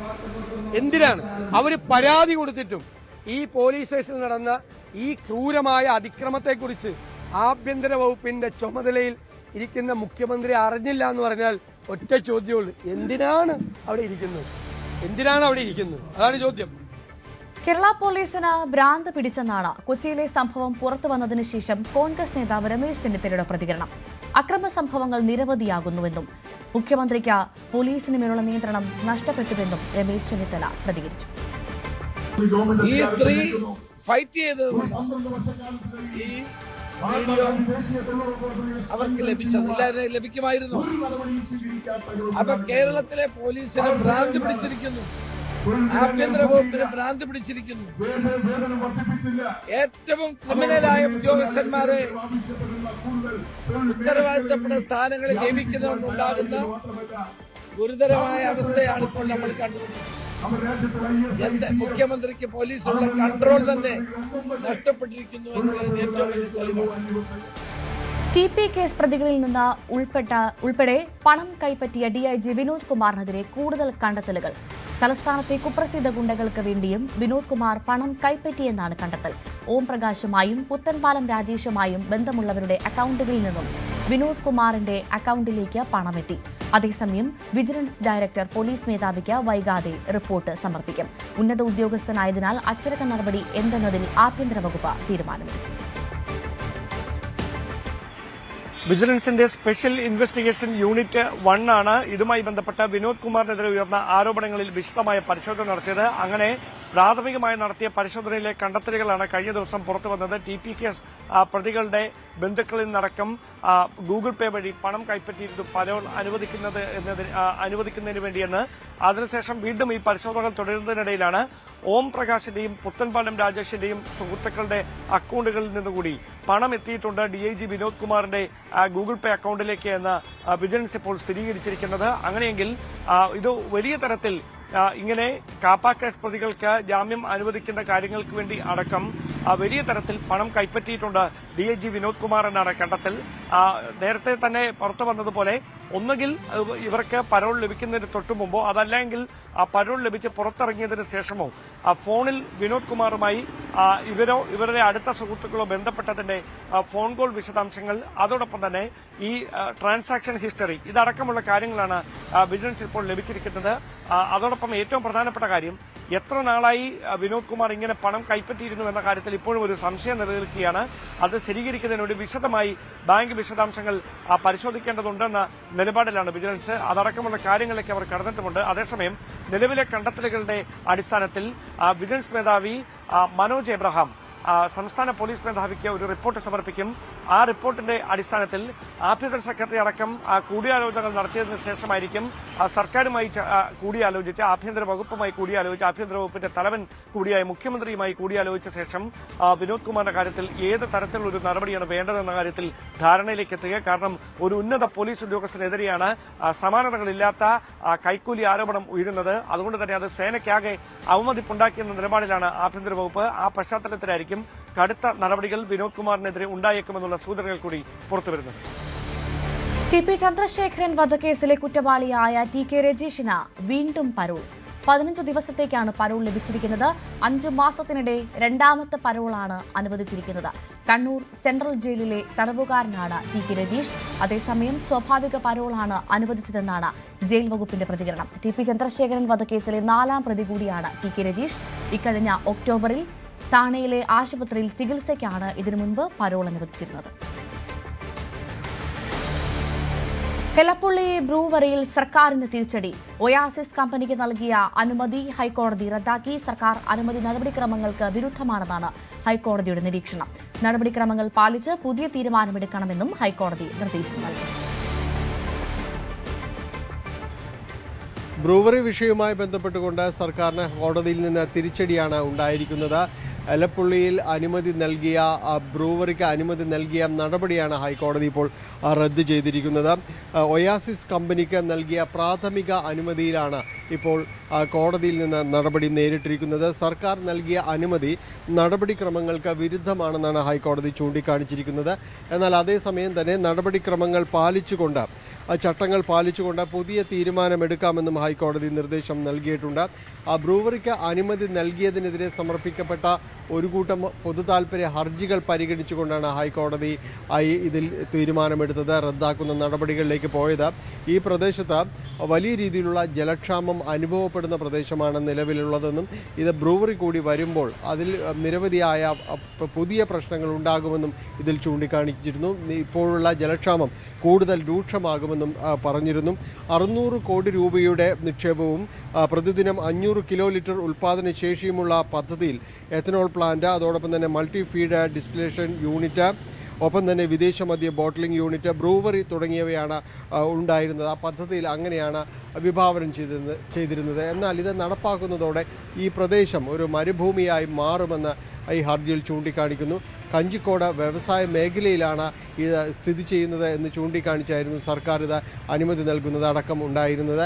2008 തണ്ണീർത്തട നിയമത്തിൻ്റെ പരിധിയിൽ വരുന്ന പ്രദേശത്താണ് ഇത് തുടങ്ങാൻ തീരുമാനിച്ചതെന്നതാണ് മറ്റൊരു കാര്യം. എന്നാൽ ഈ കാര്യങ്ങളെല്ലാം തന്നെ കോടതി പരിഗണിക്കുകയും ചെയ്തു. കർഷകരെ അടക്കം വലിയ രീതിയിലേക്ക് പ്രതിസന്ധിയാക്കും എന്നത് ചൂണ്ടിക്കാണിച്ചിരുന്നു. കഞ്ചിക്കോട് വ്യവസായ മേഖലയിലാണെങ്കിലും എലപ്പുള്ളി പഞ്ചായത്തിലാണ് സ്ഥിതി ചെയ്യുന്നതെന്ന് ഈ പൊതു താൽപര്യ ഹർജി സമർപ്പിച്ചവർ ചൂണ്ടിക്കാണിക്കുകയും ചെയ്തു. തുടർന്നാണ് സാഹചര്യങ്ങൾ കൂടി പരിഗണിച്ചുകൊണ്ട് ഹൈക്കോടതി ഈ അനുമതി നൽകിയ നടപടി റദ്ദ് ചെയ്തിരിക്കുന്നത്. സർക്കാരിന് പുതിയ ചട്ടങ്ങൾ പാലിച്ചുകൊണ്ട് മറ്റ് തുടർ നടപടികളിലേക്ക് നീങ്ങാം എന്നും കോടതി വ്യക്തമാക്കിയിട്ടുണ്ട്. കാവ്യ മാധവൻ ബാങ്ക് ലോക്കർ തുറന്നത് മെമ്മറി കാർഡും ഫോണും ഒളിപ്പിക്കാനോ? കാവ്യയുടെ ലോക്കർ പോലീസ് തുറന്നപ്പോൾ എന്താണ് കണ്ടെത്തിയത്? പ്രോസിക്യൂഷൻ വാദം കോടതിക്ക് ബോധ്യപ്പെടാത്തത് എന്തുകൊണ്ട്? ബാങ്ക് ലോക്കറിനെ കുറിച്ച് ദിലീപിന്റെയും കാവ്യയുടെയും മറുപടി എന്തായിരുന്നു? കുറ്റകൃത്യം നടന്ന ഒരാഴ്ചയ്ക്ക് ശേഷം തുടങ്ങിയ ബാങ്ക് ലോക്കറിന്റെ ദുരൂഹതയിലേക്ക് കോടതിയുടെ കണ്ടെത്തൽ. നടിയെ ആക്രമിച്ച കേസിലെ പ്രധാന തൊണ്ടിമുതലായ മെമ്മറി കാർഡും ഫോണും ഒളിപ്പിക്കുന്നതിനു വേണ്ടി കാവ്യ മാധവൻ ഒരു ലോക്കർ തുറന്നിരുന്നു എന്നുള്ള കാര്യം പ്രോസിക്യൂഷൻ കോടതിയിൽ ഉന്നയിച്ചിരുന്നു. ദിലീപിലേക്ക് ഗൂഢാലോചനയും തെളിവ് നശിപ്പിക്കലും വരാതിരിക്കുന്നതിന് വേണ്ടിയാണ് ഇങ്ങനെയൊരു ലോക്കർ തുറന്നത് എന്ന വിവരമാണ് പ്രോസിക്യൂഷൻ കോടതിയിൽ ഉന്നയിച്ചത്. ഈ ലോക്കർ തുറന്നത് നടിയെ ആക്രമിച്ച ഈ സംഭവം ഉണ്ടായതിന് 1 മാസത്തിന് ശേഷമാണ്. 2017 ഫെബ്രുവരി 17-ാം തീയതിയാണ് നടിയെ ആക്രമിച്ച സംഭവം ഉണ്ടാകുന്നത്. 2017 മാർച്ച് 24-നാണ് ഇങ്ങനെയൊരു ലോക്കർ എറണാകുളത്ത് പനമ്പള്ളി നഗറിലെ ഫെഡറൽ ബാങ്കിന്റെ ശാഖയിൽ തുറന്നത്. ഇക്കാര്യമാണ് കോടതിയിൽ പ്രോസിക്യൂഷൻ ഉന്നയിച്ചത്. ഇതിനും ഏകദേശം 2 മാസം മുൻപ് 2017 ജനുവരി അവസാനം ഇതേ ബാങ്കിൽ ദിലീപും കാവ്യ മാധവനും ചേർന്ന് ഒരു ജോയിന്റ് അക്കൗണ്ടും തുടങ്ങിയിരുന്നു. എന്തിനു വേണ്ടിയാണ് ഈ അക്കൗണ്ട് ഈ സമയം തുറന്നത്, അതുപോലെ തന്നെ എന്തിനു വേണ്ടിയാണ് ഈ ലോക്കറും ഇതേ ബാങ്കിൽ തുറന്നത്. ഈ ഒരു വാദമാണ് കോടതിയിൽ ഉന്നയിച്ചത്. അതിന് പ്രോസിക്യൂഷൻ ഉന്നയിച്ച വാദം എന്ന് പറയുന്നത്, നടിയെ ആക്രമിച്ച ഈ സംഭവം ഉണ്ടാകുമ്പോൾ അതിലെ പ്രധാനപ്പെട്ട തൊണ്ടി മുതൽ ഈ പറയുന്ന മെമ്മറി കാർഡും അതുപോലെ തന്നെ ഫോണും, ദൃശ്യങ്ങൾ പകർത്താൻ ഉപയോഗിച്ച ഫോണും സൂക്ഷിക്കുന്നതിന് വേണ്ടി മുൻകൂട്ടി തയ്യാറാക്കിയ ഒന്നാണ് ഈ ലോക്കർ തുറക്കൽ എന്നുള്ളതാണ്. 2017 ഫെബ്രുവരി 22-ാം തീയതി കാവ്യ മാധവന്റെ സ്ഥാപനമായ ലക്ഷ്യയിൽ ഈ മെമ്മറി കാർഡും ഫോണും എത്തുന്നു പൾസർ സുനി വഴി. അത് ഈ ലോക്കറിലേക്ക് മാറ്റിയിരിക്കുന്നു എന്നുള്ളതാണ് പ്രോസിക്യൂഷന്റെ വാദം. കോടതിയിൽ ഈ വിഷയം വാദത്തിന് വന്നപ്പോൾ ശരിയായിരുന്നു, അങ്ങനെ ഒരു ലോക്കർ തുറന്നിരുന്നു എന്നുള്ള കാര്യം ബാങ്ക് രേഖകളിൽ നിന്ന് വ്യക്തമായി. മാത്രമല്ല കാവ്യ മാധവനും കോടതിയിൽ ഇക്കാര്യം സ്ഥിരീകരിക്കുകയും ചെയ്തിരുന്നു. 2017 മാർച്ച് 24-ാം തീയതി ഒരു ലോക്കർ ഇന്ന ബാങ്കിൽ തുറന്നിട്ടുണ്ട് എന്നുള്ള കാര്യം. പക്ഷേ പിന്നീട് ആ ലോക്കറിനെ കുറിച്ചുള്ള അന്വേഷണം നീണ്ടപ്പോൾ ബാങ്കിലെ മാനേജരെയായിരുന്നു പ്രധാനപ്പെട്ട സാക്ഷിയാക്കിയിരിക്കുന്നത്. ഈ വിഷയത്തിൽ ബാങ്ക് മാനേജർ കോടതിയിൽ അറിയിച്ചത്, ഞാൻ 2022 കാലഘട്ടത്തിൽ ആ ബാങ്കിലെ മാനേജരായിരുന്നു, 2017 ഈ ലോക്കർ തുറന്ന സമയത്ത് ഞാനായിരുന്നില്ല എന്നതാണ്. പിന്നെ ബാങ്കിലെ മറ്റ് രേഖകൾ പരിശോധിച്ചപ്പോൾ അവിടെ അക്കൗണ്ട് തുറന്നത് 2017 ജനുവരി അവസാനം, ജനുവരി 27-ാം തീയതിയാണ് എന്ന തെളിവ് കിട്ടി. അതുപോലെ തന്നെ മാർച്ച് 24-ന് ലോക്കർ തുറന്നിട്ടുണ്ട് എന്നുള്ള കാര്യവും. പിന്നെ ഉണ്ടായിരുന്നത് ഈ ലോക്കറിൽ എന്തായിരുന്നു എന്നുള്ള കാര്യം തെളിയിക്കുക എന്നതായിരുന്നു. അതിനുവേണ്ടി പ്രോസിക്യൂഷൻ കോടതിയിൽ പറഞ്ഞത് മെമ്മറി കാർഡും അതുപോലെ തന്നെ മൊബൈൽ ഫോണും സൂക്ഷിക്കുന്നതിന് വേണ്ടിയാണ് ഈ ലോക്കർ തുറന്നത്. പക്ഷേ ആ ലോക്കറിൽ എന്തായിരുന്നു ഉണ്ടായിരുന്നത് എന്ന് കണ്ടെത്തുവാൻ പോലീസിന് കഴിഞ്ഞില്ല എന്നതായിരുന്നു. പക്ഷേ അവിടെ മറ്റൊരു കാര്യം കൂടി സംഭവിച്ചിരുന്നു. 2022 ഏപ്രിൽ മാസം 4-ാം തീയതി ആ ലോക്കർ തുറന്നിരുന്നു. ആ ലോക്കർ തുറന്നത് പോലീസായിരുന്നു, ബലം പ്രയോഗിച്ച് കുത്തി തുറക്കുകയായിരുന്നു. ആ ലോക്കർ കേസ് അന്വേഷണത്തിന്റെ ഭാഗമായിട്ടായിരുന്നു. ഇതിനിടയിൽ പോലീസിന് വിവരം കിട്ടിയിരുന്നു, അങ്ങനെ ഒരു ലോക്കർ കാവ്യ മാധവന്റെ പേരിൽ ഈ ബ്രാഞ്ചിൽ ഉണ്ടായിരുന്നു എന്നുള്ള കാര്യം. അതിനാലാണ് പോലീസ് അത് ബലം പ്രയോഗിച്ച് തുറന്നത്. അപ്പോൾ കോടതി ചോദിച്ചു, ഇതുമായി ബന്ധപ്പെട്ട് കക്ഷികൾക്ക് നോട്ടീസ് നൽകിയിരുന്നു എന്നുള്ള കാര്യം. അവരുടെ കയ്യിൽ താക്കോൽ ഉണ്ടായിരുന്നു, അതിനാൽ അവരെ വിളിച്ചു വരുത്തി ആ ലോക്കർ എന്തുകൊണ്ട് തുറന്നില്ല എന്നുള്ള കാര്യം കോടതി ഉന്നയിച്ചിരുന്നു. പക്ഷേ അങ്ങനെ നോട്ടീസ് നൽകിയിരുന്നില്ല. അതുമാത്രമല്ല, ദിലീപ് ഈ വിഷയത്തിൽ ആ ബാങ്കിന് നോട്ടീസും നൽകിയിരുന്നു, എന്തുകൊണ്ടാണ് എന്നോട് പറയാതെ ഈ ലോക്കർ തുറന്നത് എന്നുള്ള കാര്യം. പിന്നെ ഉണ്ടായിരുന്നത്, ഈ ലോക്കർ തുറന്നപ്പോൾ പോലീസിന് എന്ത് കിട്ടി എന്നുള്ള കാര്യമാണ്. അത് മെമ്മറി കാർഡും അതുപോലെ തന്നെ ഫോണും ആയിരുന്നു എന്നുള്ള കാര്യമാണ്. അവിടെ മഹസർ പരിശോധിച്ചപ്പോൾ കോടതിക്ക് ബോധ്യമായത്, ഈ ലോക്കർ തുറന്നപ്പോൾ കിട്ടിയത് 2022 ഏപ്രിലിൽ കിട്ടിയത് 5 രൂപയുടെ ഒരു കോയിനായിരുന്നു എന്നുള്ള കാര്യമാണ്. ഒരു 5 രൂപ തുട്ടാണ് അവിടെ നിന്ന് ആ ലോക്കറിൽ നിന്ന് പോലീസിന് കിട്ടിയത്. പിന്നെ അതല്ലാതെ കുറച്ച് പൂജാ സാമഗ്രികൾ, പിന്നെ അമ്പലത്തിലെ പ്രസാദം, അങ്ങനെയുള്ളത് മാത്രമാണ് അവിടെ നിന്ന് കിട്ടിയത്. അവിടെ പണമായിട്ട് കിട്ടിയത് 5 രൂപയുടെ ഈ കോയിൻ മാത്രമാണ്. അതിൽ മെമ്മറി കാർഡോ മൊബൈൽ ഫോണോ ഉണ്ടായിരുന്നില്ല. അപ്പോൾ പ്രോസിക്യൂഷൻ എന്തുകൊണ്ട് ഈ മഹസർ റിപ്പോർട്ട് ഹാജരാക്കിയില്ല എന്നുള്ള കാര്യം കോടതി ചോദിച്ചിരുന്നു. അതായത് അന്തിമ റിപ്പോർട്ട് നൽകിയ സമയത്ത്, അന്തിമ റിപ്പോർട്ട് 2022-ലാണ് നൽകിയത്. അതിനു മുൻപാണ് ഈ ലോക്കർ ബലമായിട്ട് കുത്തി തുറന്ന് പോലീസ് പരിശോധിച്ചത്. ആ സമയത്ത് എന്തുകൊണ്ട് ഈ മഹസർ റിപ്പോർട്ടിന്റെ കാര്യം പറഞ്ഞില്ല, ആ ലോക്കറിൽ ഇന്ന സാധനങ്ങളാണ് ഉണ്ടായിരുന്നത്, 5 രൂപയുടെ ഒരു കോയിനാണ് ഉണ്ടായിരുന്നത് എന്നുള്ള കാര്യം എന്തുകൊണ്ട് പറഞ്ഞില്ല എന്ന് കോടതി ചോദിച്ചു. അപ്പോഴും പ്രോസിക്യൂഷൻ പറഞ്ഞത്, ഇവിടെ മൊബൈൽ ഫോണും മെമ്മറി കാർഡും ഉണ്ട് എന്നുള്ളത് ഞങ്ങളുടെ വാദമായിരുന്നില്ല. ഞങ്ങളുടെ വാദം അവ സൂക്ഷിക്കുന്നതിന് വേണ്ടി, ആ തെളിവ് നശിപ്പിക്കുന്നതിന് വേണ്ടി, ഗൂഢാലോചന തന്നിലേക്ക് എത്താതിരിക്കുന്നതിന് വേണ്ടി ദിലീപ് മുൻകൂട്ടി കണ്ട ഒരു കാര്യമാണ്. അല്ലാതെ അവിടെ ഈ സാധനങ്ങൾ, ഈ 2 കാര്യങ്ങളും ഉണ്ട് എന്ന് ഞങ്ങൾ വാദിക്കുന്നില്ല എന്നതാണ്. പക്ഷേ ഈ ലോക്കർ തുറന്നത് ഇന്ന ഉദ്ദേശ്യത്തിന് വേണ്ടിയാണ് എന്ന് തെളിയിക്കുവാൻ പ്രോസിക്യൂഷന് കഴിഞ്ഞില്ല എന്നതാണ്. പിന്നെയുള്ളത്, എന്തിന് ഈ ബ്രാഞ്ചിൽ തന്നെ തുറന്നു ഇങ്ങനെ ഒരു അക്കൗണ്ട് ദിലീപ് എന്നുള്ള കാര്യമാണ്. അവിടെ പിന്നീട് ഒരു ഓപ്പറേഷനും ഈ അക്കൗണ്ടുമായി ബന്ധപ്പെട്ട് നടത്തിയിട്ടില്ല ദിലീപ്, അവിടെ ഇടപാടുകൾ ഉണ്ടായിരുന്നില്ല, പിന്നെ എന്തിന് തുറന്നു എന്നുള്ളതാണ്. അതിന് ദിലീപ് നൽകിയ മറുപടി, എന്നെ പല ബാങ്കുകളിൽ നിന്നും അവിടുത്തെ ബാങ്ക് അധികാരികൾ വിളിക്കാറുണ്ട്, ക്യാൻവാസ് മാനേജർമാർ വിളിക്കാറുണ്ട് അക്കൗണ്ട് തുറക്കുന്നതിന് വേണ്ടി. അത് ശരിയുമാണ്. സെലിബ്രിറ്റീസിൻ്റെ, പ്രത്യേകിച്ച് സിനിമാ താരങ്ങളുടെ അക്കൗണ്ടുകൾ ആഗ്രഹിക്കാറുള്ളതാണ് ബാങ്കുകൾ. അതിനുവേണ്ടി ക്യാൻവാസ് നടത്തി. അങ്ങനെ ഞാനത് സമ്മതിച്ചു. അങ്ങനെ 2 പേരുടെയും പേരിൽ സംയുക്തമായിട്ട് ജോയിൻ്റ് അക്കൗണ്ട് അവിടെ ഓപ്പൺ ചെയ്തു. അത് ഈ ദിവസമാണ്. ഈ കാര്യങ്ങളെല്ലാം ശരിയായിരുന്നു. പക്ഷേ ഈ ലോക്കർ എന്തിനു തുറന്നു എന്നതിലേക്ക് പോയപ്പോൾ കാവ്യ മാധവൻ കോടതിയിൽ നൽകിയ മൊഴി, അതെന്തിനു വേണ്ടിയായിരുന്നുവെന്ന് എനിക്കറിയില്ല എന്നതായിരുന്നു. അതായത് എന്താണ് ഒറ്റ ദിവസമേ ആ ലോക്കർ തുറന്നിട്ടുള്ളൂ. ലോക്കർ ഓപ്പൺ ചെയ്ത ആ ദിവസമാണ് 2017 മാർച്ച് 24-ാം തീയതി. അന്ന് എന്ത് സാധനമാണ് ആ ലോക്കറിൽ വെച്ചത്, എന്തായിരുന്നു ഈ ലോക്കർ തുറക്കുന്നതിൻ്റെ ഉദ്ദേശ്യം എന്നുള്ള കാര്യം ചോദിച്ചപ്പോൾ മറന്നുപോയി എന്നുള്ള മറുപടിയായിരുന്നു കാവ്യ മാധവനിൽ നിന്ന് കിട്ടിയത്. പക്ഷേ കോടതി പിന്നീട് അതിൻ്റെ മറ്റു കാര്യങ്ങളിലേക്ക് പോയില്ല. ആകെ ഒരു സാക്ഷി ബാങ്ക് മാനേജറായിരുന്നു. പക്ഷേ അദ്ദേഹത്തിന് ഇക്കാര്യങ്ങൾ അറിയില്ല. കാരണം അദ്ദേഹം ആ സമയത്തോടെ ബാങ്ക് മാനേജർ ആയിരുന്നില്ല. 5 വർഷങ്ങൾക്ക് ശേഷം വന്നയാളാണ്. അങ്ങനെ ഈ വിഷയം, ഈ മൊബൈൽ ഫോണും മെമ്മറി കാർഡും സൂക്ഷിക്കുന്നതിന് വേണ്ടിയാണ് കാവ്യ മാധവൻ ഈ ലോക്കർ തുറന്നത് ദിലീപിന് വേണ്ടി എന്നുള്ള കാര്യം സമർത്ഥിക്കാൻ പ്രോസിക്യൂഷന് കഴിഞ്ഞില്ല. അതുമാത്രമല്ല, പൾസർ സുനിയും 4ാം പ്രതിയും ചേർന്ന് ലക്ഷ്യയിൽ ഈ തൊണ്ടി മുതൽ എത്തിച്ചു എന്നുള്ള കാര്യം സമർത്ഥിക്കുവാനും കോടതിയിൽ കഴിഞ്ഞില്ല. പക്ഷേ സ്വാഭാവികമായിട്ടും അപ്പീൽ വരുമ്പോൾ ഈ കാര്യം വീണ്ടും ഉന്നയിക്കും പ്രോസിക്യൂഷൻ എന്ന കാര്യത്തിൽ സംശയമില്ല. കാരണം അവിടെ എന്തിനു വേണ്ടി ആ ലോക്കർ തുറന്നു, എന്തായിരുന്നു ഈ പറയുന്ന ദിവസം, ആ ലോക്കർ ഒറ്റ ദിവസമേ തുറന്നുള്ളൂ, ആ ദിവസം എന്ത് സാധനമാണ് അവിടെ വെച്ചത് എന്നുള്ള കാര്യം ഇതുവരെ കോടതിക്ക് മുൻപാകെ കാവ്യ മാധവൻ പറഞ്ഞിട്ടില്ല. അപ്പോൾ ആ കാര്യങ്ങൾ കൂടി ചൂണ്ടിക്കാണിച്ചാകും സ്വാഭാവികമായിട്ടും പ്രോസിക്യൂഷൻ അപ്പീലിനായി പോവുക. താനും ദിലീപും അതിജീവിതയോട് ശത്രുത പുലർത്തിയിരുന്നില്ലെന്ന് വിചാരണ കോടതിയിൽ കാവ്യ മാധവന്റെ മൊഴി. ഒരു സുഹൃത്ത് എന്നതിനേക്കാൾ അടുത്ത ബന്ധം ദിലീപുമായി തനിക്കുണ്ടായിരുന്നു. കാവ്യ ഉപയോഗിച്ച ഫോണുമായി ബന്ധപ്പെട്ട വിവരങ്ങൾ തെളിയിക്കാൻ ആകാതെ പോയതും അന്വേഷണ ഉദ്യോഗസ്ഥന് മുൻപിൽ പല വിവരങ്ങളും കൈമാറാതെ ഇരുന്നതുമാണ് കാവ്യയുടെ മൊഴിക്ക് വിശ്വാസ്യത കൂട്ടിയത്. ദിലീപിന്റെ നിലവിലുള്ള ഭാര്യ കാവ്യ മാധവൻ, കാവ്യയുടെ മൊഴി ഈ സമയത്ത് കേസുമായി ബന്ധപ്പെട്ട കോടതിയിൽ മൊഴി നൽകുന്ന സമയത്തും കാവ്യ, ദിലീപ് അവർ ഭാര്യ ഭർത്താക്കന്മാരായിരുന്നു, നമുക്കറിയാം. ആ സമയത്ത് കാവ്യയുടെ മൊഴി, കാവ്യ പ്രോസിക്യൂഷൻ വിറ്റ്നസ് 179 179ാമത്തെ വിറ്റ്നസ്സായി പ്രോസിക്യൂഷൻ കോടതിയിൽ അവതരിപ്പിച്ചാണ്. അത് അവർ പറയുന്ന കാര്യങ്ങൾ വളരെ കൃത്യമായി തന്നെ ക്രോസ് ചെയ്യാനുള്ള തയ്യാറെടുപ്പോടുകൂടി തന്നെയാണ് പ്രോസിക്യൂഷൻ എത്തുകയും അത്തരം ചോദ്യങ്ങൾ കാവ്യയോട് ഉണ്ടാവുകയും ചെയ്തിരുന്നു. അതിൽ പ്രധാനപ്പെട്ട ചില കാര്യങ്ങൾ മൊഴിയായി കാവ്യ കോടതിയിൽ അറിയിച്ചത് താനും ദിലീപും അതിജീവിതയോട് ഒരു ഘട്ടത്തിലും ശത്രുത പുലർത്തിയിരുന്നില്ല എന്നുള്ളതാണ്. മറിച്ചുള്ള ആരോപണങ്ങൾ, വാദങ്ങളുമൊക്കെ തെറ്റാണ് എന്ന് പറഞ്ഞു വെക്കുകയാണ് കാവ്യ. ഒപ്പം കാവ്യ ഉപയോഗിച്ചിരുന്ന ഫോൺ, അത് 9645674686 എന്ന ഫോൺ സംബന്ധിച്ച വളരെ പ്രധാനപ്പെട്ട ചോദ്യങ്ങൾ കോടതിയുടെ ഭാഗത്തു നിന്ന്, പ്രോസിക്യൂഷൻ്റെ ഭാഗത്തു നിന്ന് ഉണ്ടായി. അത് ഫെബ്രുവരി 17 വരെ, 2017 ഫെബ്രുവരി 17 വരെയൊക്കെ യൂസ് ചെയ്തിരുന്ന ഒരു ഫോണാണത്. അതിൻ്റെ ഓഡിയോ ക്ലിപ്പുകൾ, അതുമായി ബന്ധപ്പെട്ട ചില മെസ്സേജുകൾ, അതിൻ്റെയൊക്കെ പരിശോധനാ ഫലം കോടതിയിൽ ഹാജരാക്കുകയുണ്ടായി പ്രോസിക്യൂഷൻ. നമുക്കറിയാം, ഈ ഫോണുമായി ബന്ധപ്പെട്ട, ഈ ഫോണിൽ നിന്ന് വന്ന മെസ്സേജുമായി ബന്ധപ്പെട്ട, ആ നമ്പറിൽ നിന്ന് വന്ന മെസ്സേജുമായി ബന്ധപ്പെട്ട തർക്കമാണല്ലോ ഈ പ്രശ്നങ്ങളുടെ ഒരു തുടക്കം. മഞ്ജുവും ദിലീപുമായുള്ള ബന്ധം വഷളാകാനുള്ള പ്രധാനപ്പെട്ട കാര്യം കാവ്യ അയച്ച മെസ്സേജുകൾ. ഈ മെസ്സേജുകളുടെ FCL, അതായത് ലാബ് പരിശോധന റിപ്പോർട്ട് കോടതിയിൽ ഹാജരാക്കുകയും മറ്റും ചെയ്തു. അതേസമയം ഈ സമയത്ത് ഇത്തരം കാര്യങ്ങൾ ഹാജരാക്കുകയും ഇതുമായി ബന്ധപ്പെട്ട് ചോദ്യം ചോദിക്കാൻ ഒരുങ്ങുകയും ചെയ്ത സമയത്ത് കാവ്യയുടെ അഭിഭാഷകൻ എതിർക്കുകയും ഇതിൻ്റെ 1 മാസം മുമ്പെങ്കിലും ഇതുമായി ബന്ധപ്പെട്ട നോട്ടീസ് നൽകേണ്ടതായിരുന്നു എന്ന് വ്യക്തമാക്കുകയും ചെയ്യുകയുണ്ടായി. പക്ഷേ അതിനെ പ്രോസിക്യൂഷൻ എതിർത്തുകൊണ്ട് പറഞ്ഞത് തങ്ങൾ 1 മാസം മുമ്പ് ഇക്കാര്യം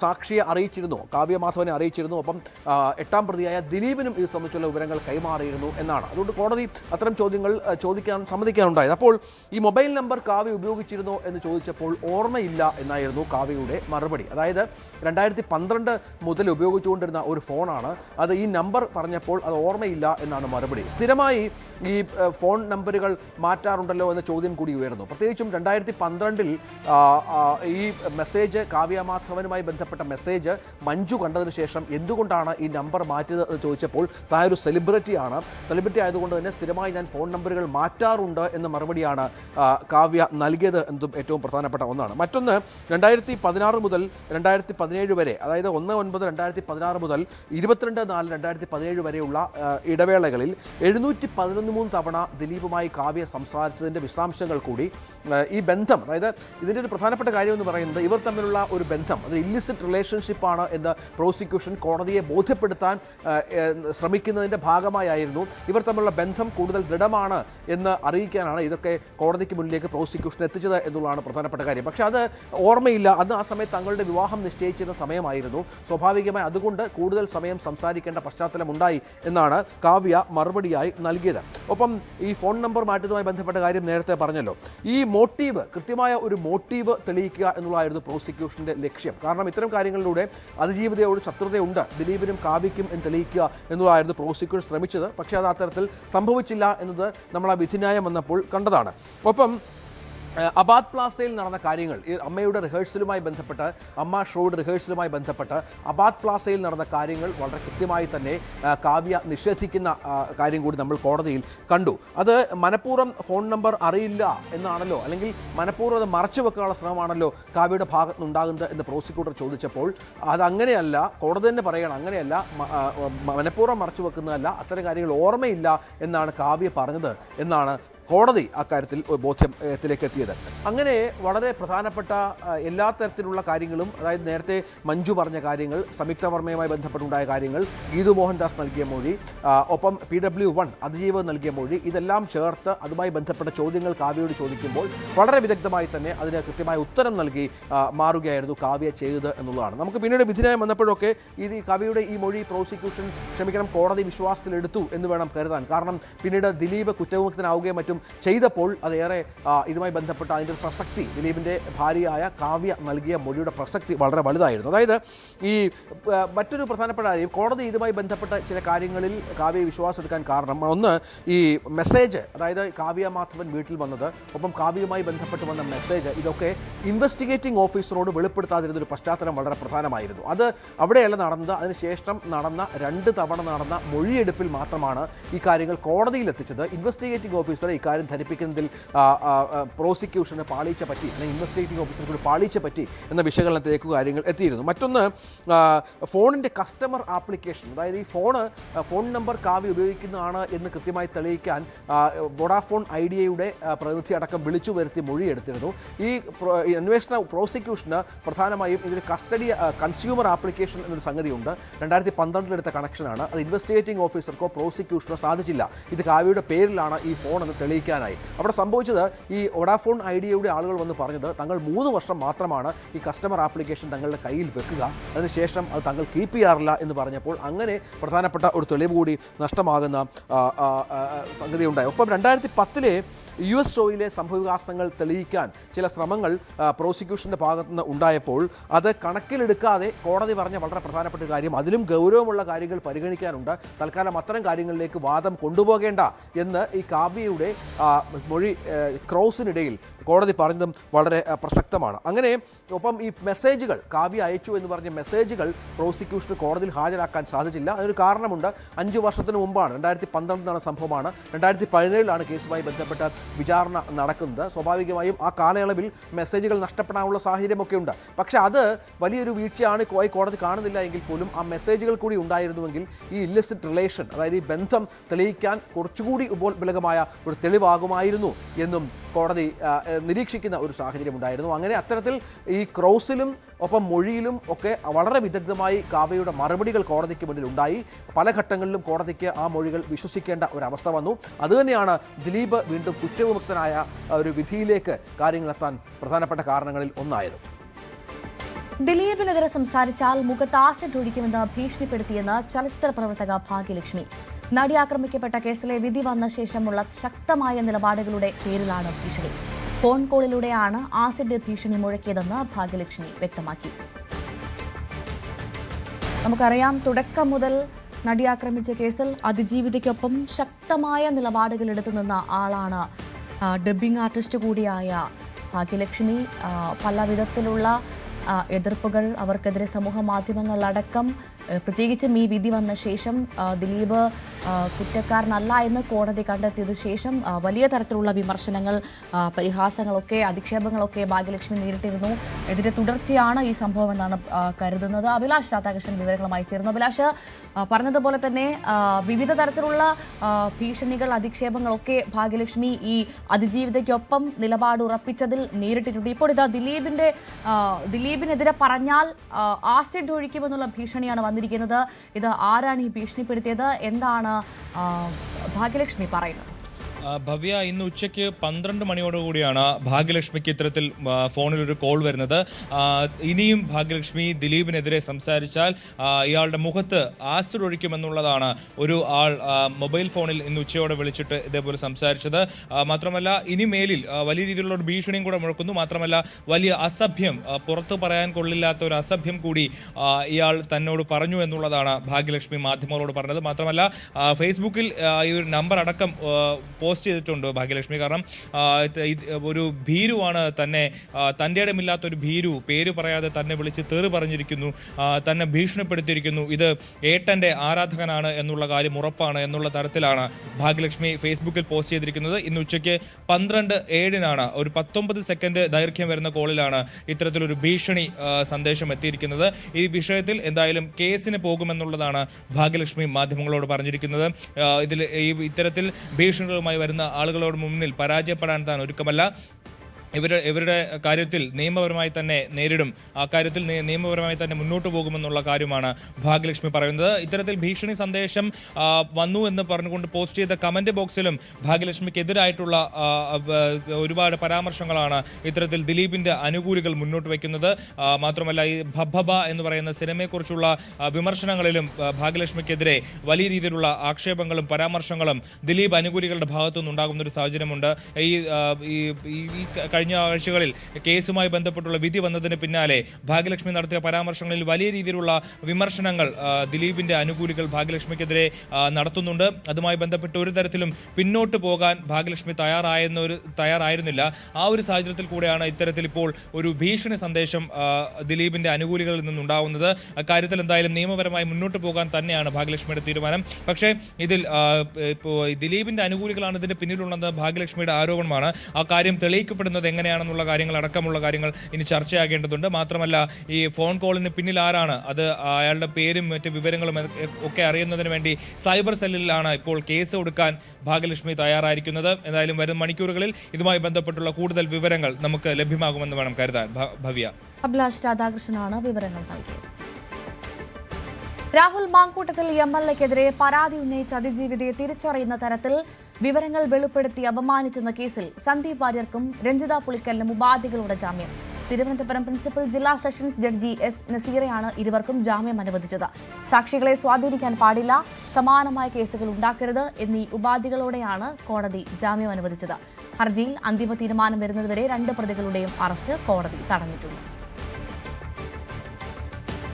കാലിക്കറ്റ് സർവകലാശാലയിൽ രക്തസാക്ഷികളുടെ പേരിൽ സത്യപ്രതിജ്ഞ DSU ഭാരവാഹികളുടെ സത്യപ്രതിജ്ഞ ചടങ്ങ് റദ്ദാക്കി VC. നവലോക ക്രമത്തിനായുള്ള പോരാട്ടത്തിൽ ജീവൻ നഷ്ടപ്പെട്ട അനശ്വര രക്തസാക്ഷികളുടെ പേരിൽ എന്നാണ് സത്യപ്രതിജ്ഞയിൽ പറഞ്ഞത്. ഇതോടെ ചടങ്ങിൽ നിന്ന് vice chancellor doctor P. Raveendran ഇറങ്ങിപ്പോയി. സർവകലാശാല ചട്ടങ്ങൾക്ക് വിരുദ്ധമാണെന്നാണ് VCയുടെ നിലപാട്. 2025-26 വർഷത്തെ ഡിപ്പാർട്ട്മെന്റ് സ്റ്റുഡൻസ് യൂണിയൻ ചെയർമാനായി തെരഞ്ഞെടുക്കപ്പെട്ട അമർദേവ് TV എന്ന ഞാൻ ഇന്നേ ദിവസം 18/12/2025 ഡിപ്പാർട്ട്മെന്റ് സ്റ്റുഡൻസ് യൂണിയന്റെ ചെയർമാനായി സ്ഥാനമേറ്റെടുത്തു. ഈ അവസരത്തിൽ ഡിപ്പാർട്ട്മെന്റ് സ്റ്റുഡൻസ് യൂണിയന്റെ ചെയർമാൻ എന്ന നിലയിൽ എന്നിൽ നിക്ഷിപ്തമായിരിക്കുന്ന എല്ലാ ഉത്തരവാദിത്തങ്ങളും ഡിപ്പാർട്ട്മെന്റ് സ്റ്റുഡൻസ് യൂണിയന്റെ നിയമാവലിക്ക് അനുസൃതമായി നിറവേറ്റുമെന്ന് നവലോക ക്രമത്തിനായുള്ള പോരാട്ടത്തിൽ പാടില്ല. സത്യപ്രതിജ്ഞ എന്ന് പറഞ്ഞാൽ നിങ്ങൾ ഈ മന്ത്രിമാരുടെ സത്യപ്രതിജ്ഞയ്ക്ക് അതിൻ്റെ ലീഗലായിട്ടുള്ള കഴിഞ്ഞ ദിവസമായിരുന്നു കാലിക്കറ്റ് സർവകലാശാലയിലെ ഡിപ്പാർട്ട്മെന്റ് സ്റ്റുഡൻസ് യൂണിയൻ തെരഞ്ഞെടുപ്പിൽ വിജയിച്ച SFI ഭാരവാഹികളുടെ സത്യപ്രതിജ്ഞ നിശ്ചയിച്ചിരുന്നത്. ഇതിലെ സത്യവാചകം നേരത്തെ തന്നെ VCക്ക് ഈ SFI ഭാരവാഹികൾ എഴുതി നൽകിയിരുന്നു. എന്നാൽ അദ്ദേഹം അതിൽ ഈ രക്തസാക്ഷികളുടെ പേരിൽ സത്യപ്രതിജ്ഞ ചെയ്യുന്നു എന്നുള്ളത് ഒഴിവാക്കാനുള്ള നിർദ്ദേശം നൽകിയിരുന്നു. അത് അവഗണിച്ച് വീണ്ടും ഇതേ സത്യവാചകം ചൊല്ലിയപ്പോഴാണ് VC ഇടപെടുകയും സത്യപ്രതിജ്ഞ റദ്ദാക്കുകയും ചെയ്തതെന്നാണ് അറിയാൻ കഴിഞ്ഞിട്ടുള്ളത്. ഡിപ്പാർട്ട്മെന്റ് സ്റ്റുഡൻസ് യൂണിയൻ തിരഞ്ഞെടുപ്പിൽ വിജയിച്ച TV അമൽദേവാണ് ഈ ഒരു സത്യവാചകം ചൊല്ലിയത്. അതിൽ തന്നെ രക്തസാക്ഷികളുടെ പേരിൽ സത്യപ്രതിജ്ഞ ചെയ്യുന്നു എന്ന് പറയുമ്പോൾ തന്നെ അദ്ദേഹം VC ഇടപെട്ട് ഇത് ക്രമപ്രകാരമല്ല, അല്ലെങ്കിൽ ഇത് നിയമവിരുദ്ധമാണെന്ന് പറഞ്ഞുകൊണ്ട് ചടങ്ങ് അദ്ദേഹം ബഹിഷ്കരിക്കുകയായിരുന്നു. നേരത്തെയും DSU തെരഞ്ഞെടുപ്പ് വലിയ വിവാദങ്ങൾക്ക് വഴിവെച്ചിരുന്നു. UDSFിൻ്റെയും KSUവും MSFും ഈ തെരഞ്ഞെടുപ്പിൽ SFI ക്രമക്കേട് കാണിച്ചുവെന്ന് ആരോപിച്ച് ഇത് ബഹിഷ്കരിച്ചിരുന്നു. പിന്നെ രണ്ടാമത് നടത്തിയ തെരഞ്ഞെടുപ്പിൽ SFI വലിയ വിജയം നേടുന്ന ഒരു സാഹചര്യമായിരുന്നു ഉണ്ടായിരുന്നത്. എന്നാണെങ്കിലും VCയുടെ നിർദ്ദേശം മറികടന്ന്, അല്ലെങ്കിൽ VC നൽകിയ വാചകങ്ങൾ തിരുത്തി വായിച്ച് SFI പ്രവർത്തകർ രക്തസാക്ഷികളുടെ പേരിൽ സത്യപ്രതിജ്ഞ ചെയ്യാൻ ശ്രമിച്ചതാണ് ഇവിടെ പ്രശ്നങ്ങൾക്ക് വഴിവെച്ചത്. ഇനി എന്നായിരിക്കും സത്യപ്രതിജ്ഞ നടക്കുക എന്നുള്ള കാര്യം വ്യക്തമായിട്ടില്ല. മലപ്പുറത്ത് നിന്നും CV അനുമോദ്, News 18. തദ്ദേശ തെരഞ്ഞെടുപ്പിലെ മിന്നുന്ന വിജയത്തിന് പിന്നാലെ KPCC കോർ കമ്മിറ്റി യോഗം ഇന്ന് ചേരും. KPCC ആസ്ഥാനമായ ഇന്ദിരാഭവനിൽ വൈകുന്നേരം 5 മണിക്കാണ് യോഗം. AICC general secretary Deepa Das Munshi, പ്രവർത്തക സമിതി അംഗങ്ങൾ തുടങ്ങിയവർ യോഗത്തിൽ പങ്കെടുക്കും. നിയമസഭാ തെരഞ്ഞെടുപ്പിന്റെ മുന്നൊരുക്കങ്ങളും കോർ കമ്മിറ്റിയിൽ ചർച്ചയാകും. മുന്നണി വിപുലീകരണത്തെ സംബന്ധിച്ച ചർച്ചകളും യോഗത്തിൽ ഉണ്ടാകുമെന്ന് സൂചന. തദ്ദേശ തെരഞ്ഞെടുപ്പിലെ തിരിച്ചടിക്ക് പിന്നാലെ മുന്നണി മാറ്റ ചർച്ചകൾ സജീവമാക്കി BDJS. BJPയുടെ നിസ്സഹകരണമാണ് ദയനീയ പരാജയത്തിന് കാരണമെന്നാണ് പാർട്ടിയുടെ വിലയിരുത്തൽ. 23-ന് നടക്കുന്ന BDJS നേതൃയോഗത്തിൽ മുന്നണി മാറ്റമടക്കം ചർച്ചയാകും. 300ഓളം സീറ്റുകളിൽ മത്സരിച്ചെങ്കിലും 5 സീറ്റിൽ മാത്രമാണ് BDJS വിജയിച്ചത്. തദ്ദേശ സ്വയംഭരണ തെരഞ്ഞെടുപ്പിലുണ്ടായ തിരിച്ചടിക്ക് ശേഷം BDJSനുള്ളിൽ കടുത്ത അതൃപ്തി പടരുന്നു എന്നുള്ളതാണ് യാഥാർത്ഥ്യം. അതിനെ സംബന്ധിച്ച് പുതിയ തീരുമാനങ്ങളിലേക്ക് BDJS കടക്കുന്നു എന്നുള്ള സൂചനകളും ലഭ്യമാകുന്നുണ്ട്. SNDP യോഗം ജനറൽ സെക്രട്ടറി വെള്ളാപ്പള്ളി നടേശൻ ഇന്നലെ നടത്തിയ പത്രസമ്മേളനത്തിൽ വ്യക്തമാക്കിയ ചില കാര്യങ്ങളുണ്ട്. അതായത് BDJSനുള്ളിൽ തന്നെ LDFിലേക്ക് പോകണമെന്ന് ഒരു പക്ഷം ആവശ്യം ഉന്നയിക്കുന്നു എന്നുള്ള ആഗ്രഹം പ്രകടിപ്പിക്കുന്നു എന്നുള്ള കാര്യമാണ് അദ്ദേഹം വ്യക്തമാക്കിയത്. മാത്രമല്ല, ഇത്രയും കാലം NDAയുടെ ഭാഗമായി നിന്നിട്ടും യാതൊരു പ്രതിഫലവും ലഭ്യമാകാത്ത അവസ്ഥയാണ് ഉള്ളത് എന്നുള്ളതും വെള്ളാപ്പള്ളി പറയുന്നുണ്ട്. ഇത്തരത്തിൽ LDFിൽ നിൽക്കുകയാണെങ്കിൽ അവർ എങ്ങനെയാണ് മുന്നണികൾക്കുള്ളിലെ ഘടകകക്ഷികളെ മാനിക്കുന്നതെന്ന് കണ്ടുപിടിക്കണം. NDAയുടെ ഭാഗമായി നിന്നതുകൊണ്ട് ചെരുപ്പ് തേഞ്ഞതല്ലാതെ മറ്റ് പ്രയോജനമൊന്നും തന്നെ ഉണ്ടായിട്ടില്ല എന്നുള്ളതും വ്യക്തമാക്കുന്നു. മാത്രമല്ല, ഈ തെരഞ്ഞെടുപ്പിൽ BDJS സ്ഥാനാർത്ഥികൾ നിന്ന ഇടങ്ങളിൽ സവർണ ഹിന്ദുക്കൾ വോട്ട് ചെയ്തില്ല എന്നടക്കമുള്ള ആക്ഷേപവും വെള്ളാപ്പള്ളി ഉന്നയിക്കുകയും ചെയ്യുന്നുണ്ട്. പിന്നാലെ BDJSന് ആലപ്പുഴ ജില്ലാ നേതൃത്വം സ്വാഗതം ചെയ്യുകയും ചെയ്തിട്ടുണ്ട്. എന്നാൽ ഏറ്റവും പ്രധാനപ്പെട്ട കാര്യം, ഈ തെരഞ്ഞെടുപ്പിന് ശേഷം BDJS എന്ത് നിലപാട് കൈക്കൊള്ളും എന്നുള്ളതാണ്. വരുന്ന 23-ന് ചേർത്തലയിൽ അവരുടെ സംസ്ഥാന കൗൺസിൽ വിളിച്ചു ചേർത്തിട്ടുണ്ട്. ആ സംസ്ഥാന കൗൺസിൽ ഇത് സംബന്ധിച്ചുള്ള തീരുമാനങ്ങൾ ഉണ്ടാകും, അല്ലെങ്കിൽ ഇത് സംബന്ധിച്ച ചർച്ചകൾ ഉണ്ടാകും എന്നുള്ളതാണ് അറിയാൻ കഴിഞ്ഞിട്ടുള്ളത്. LDF സ്വാഗതം പറയുമ്പോൾ തന്നെ UDFിന്റെ പിന്തുണയും അവർക്ക് ലഭ്യമാകുന്നുണ്ട് എന്നുള്ള സൂചനകൾ ലഭ്യമാകുന്നു. എന്തായാലും BDJS സംബന്ധിച്ച് ഏറ്റവും പ്രധാനപ്പെട്ട കാര്യം തുഷാർ വെള്ളാപ്പള്ളിയുമായി ബന്ധപ്പെട്ടുള്ള SNDP യോഗവുമായി ബന്ധപ്പെട്ടുള്ള ചില കേസുകളൊക്കെ തന്നെയാണ്. അതിൽ തന്നെ SNDPയുടെ വോട്ടവകാശവുമായി ബന്ധപ്പെട്ടുള്ള കമ്പനി ആക്ട് പ്രകാരമുള്ള ആ ഒരു കേസിന് വെള്ളാപ്പള്ളി നടേശനും SNDP യോഗത്തിനും കേന്ദ്ര സർക്കാരിന്റെ സഹായം ആവശ്യമായുണ്ട്. കാരണം അതിനകത്തൊരു നിയമ ഭേദഗതി അടക്കം ആ വോട്ടവകാശം സംബന്ധിച്ചുള്ള കമ്പനി ആക്ടിൽ വരുത്തണമെങ്കിൽ അത് കേന്ദ്ര സർക്കാരിന് ചെയ്യാൻ കഴിയൂ. അത് സംബന്ധിച്ചുള്ള ചർച്ചകളൊക്കെ തന്നെ ഇന്ന് ഡൽഹിയിൽ നടക്കുന്നുണ്ട് എന്നുള്ള സൂചനകളും നമുക്ക് ലഭ്യമായിട്ടുണ്ട്. 3 ദിവസമായി തുഷാർ വെള്ളാപ്പള്ളി ഡൽഹിയിലാണുള്ളത്. അത്തരം സഹായങ്ങൾ ലഭ്യമാകാത്ത പക്ഷം BDJS LDFിൽ തുടരുന്നതിൽ അർത്ഥമില്ല എന്നുള്ള രീതിയിലുള്ള ചർച്ചകളുമൊക്കെ പുരോഗമിക്കുകയാണ്. എന്തായാലും വരുന്ന 23-ന് പ്രധാനപ്പെട്ട സംസ്ഥാന കൗൺസിലാണ് നിലനിൽക്കുന്നത്. LDFിനെ സംബന്ധിച്ചിടത്തോളം കഴിഞ്ഞ പാർലമെന്റ് തെരഞ്ഞെടുപ്പ് മുതൽ തന്നെ ഹിന്ദു ഈഴ വോട്ടുകൾ വലിയ ഇടിവ് ഉണ്ടാകുന്നു.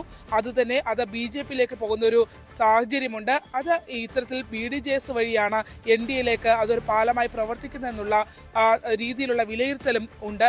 ആ ഒരു സാഹചര്യത്തിൽ മുഖ്യമന്ത്രിയുമായി കഴിഞ്ഞ ദിവസത്തെ ക്രിസ്മസ് വിരുന്നിന് ശേഷവുമൊക്കെയാണ് വെള്ളാപ്പള്ളി നടേശൻ ഇങ്ങനെ ഒരു കാര്യം വ്യക്തമാക്കിയിരിക്കുന്നത്. അത് ഇനി വരുന്ന രാഷ്ട്രീയ നീക്കങ്ങൾ, പ്രത്യേകിച്ച് നിയമസഭാ തെരഞ്ഞെടുപ്പ് അടുത്തു നിൽക്കുന്ന സാഹചര്യത്തിൽ അത് ഏതൊക്കെ രീതിയിൽ പ്രതിഫലിക്കും എന്ന് വേണം കാത്തിരുന്ന് കാണുവാൻ.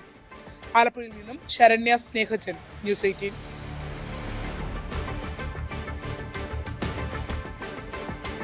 സ്വർണം വെള്ളി നിരക്കുകൾ.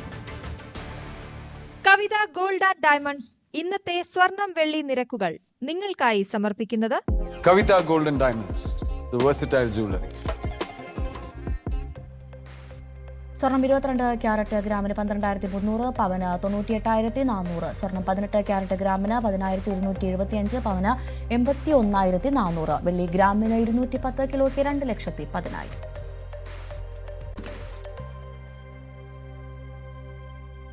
കവിത ഗോൾഡ് ആൻഡ് ഡയമണ്ട്സ് ഇന്നത്തെ സ്വർണം വെള്ളി നിരക്കുകൾ നിങ്ങൾക്കായി സമർപ്പിച്ചത് Kavitha gold and diamonds, the versatile jewellery.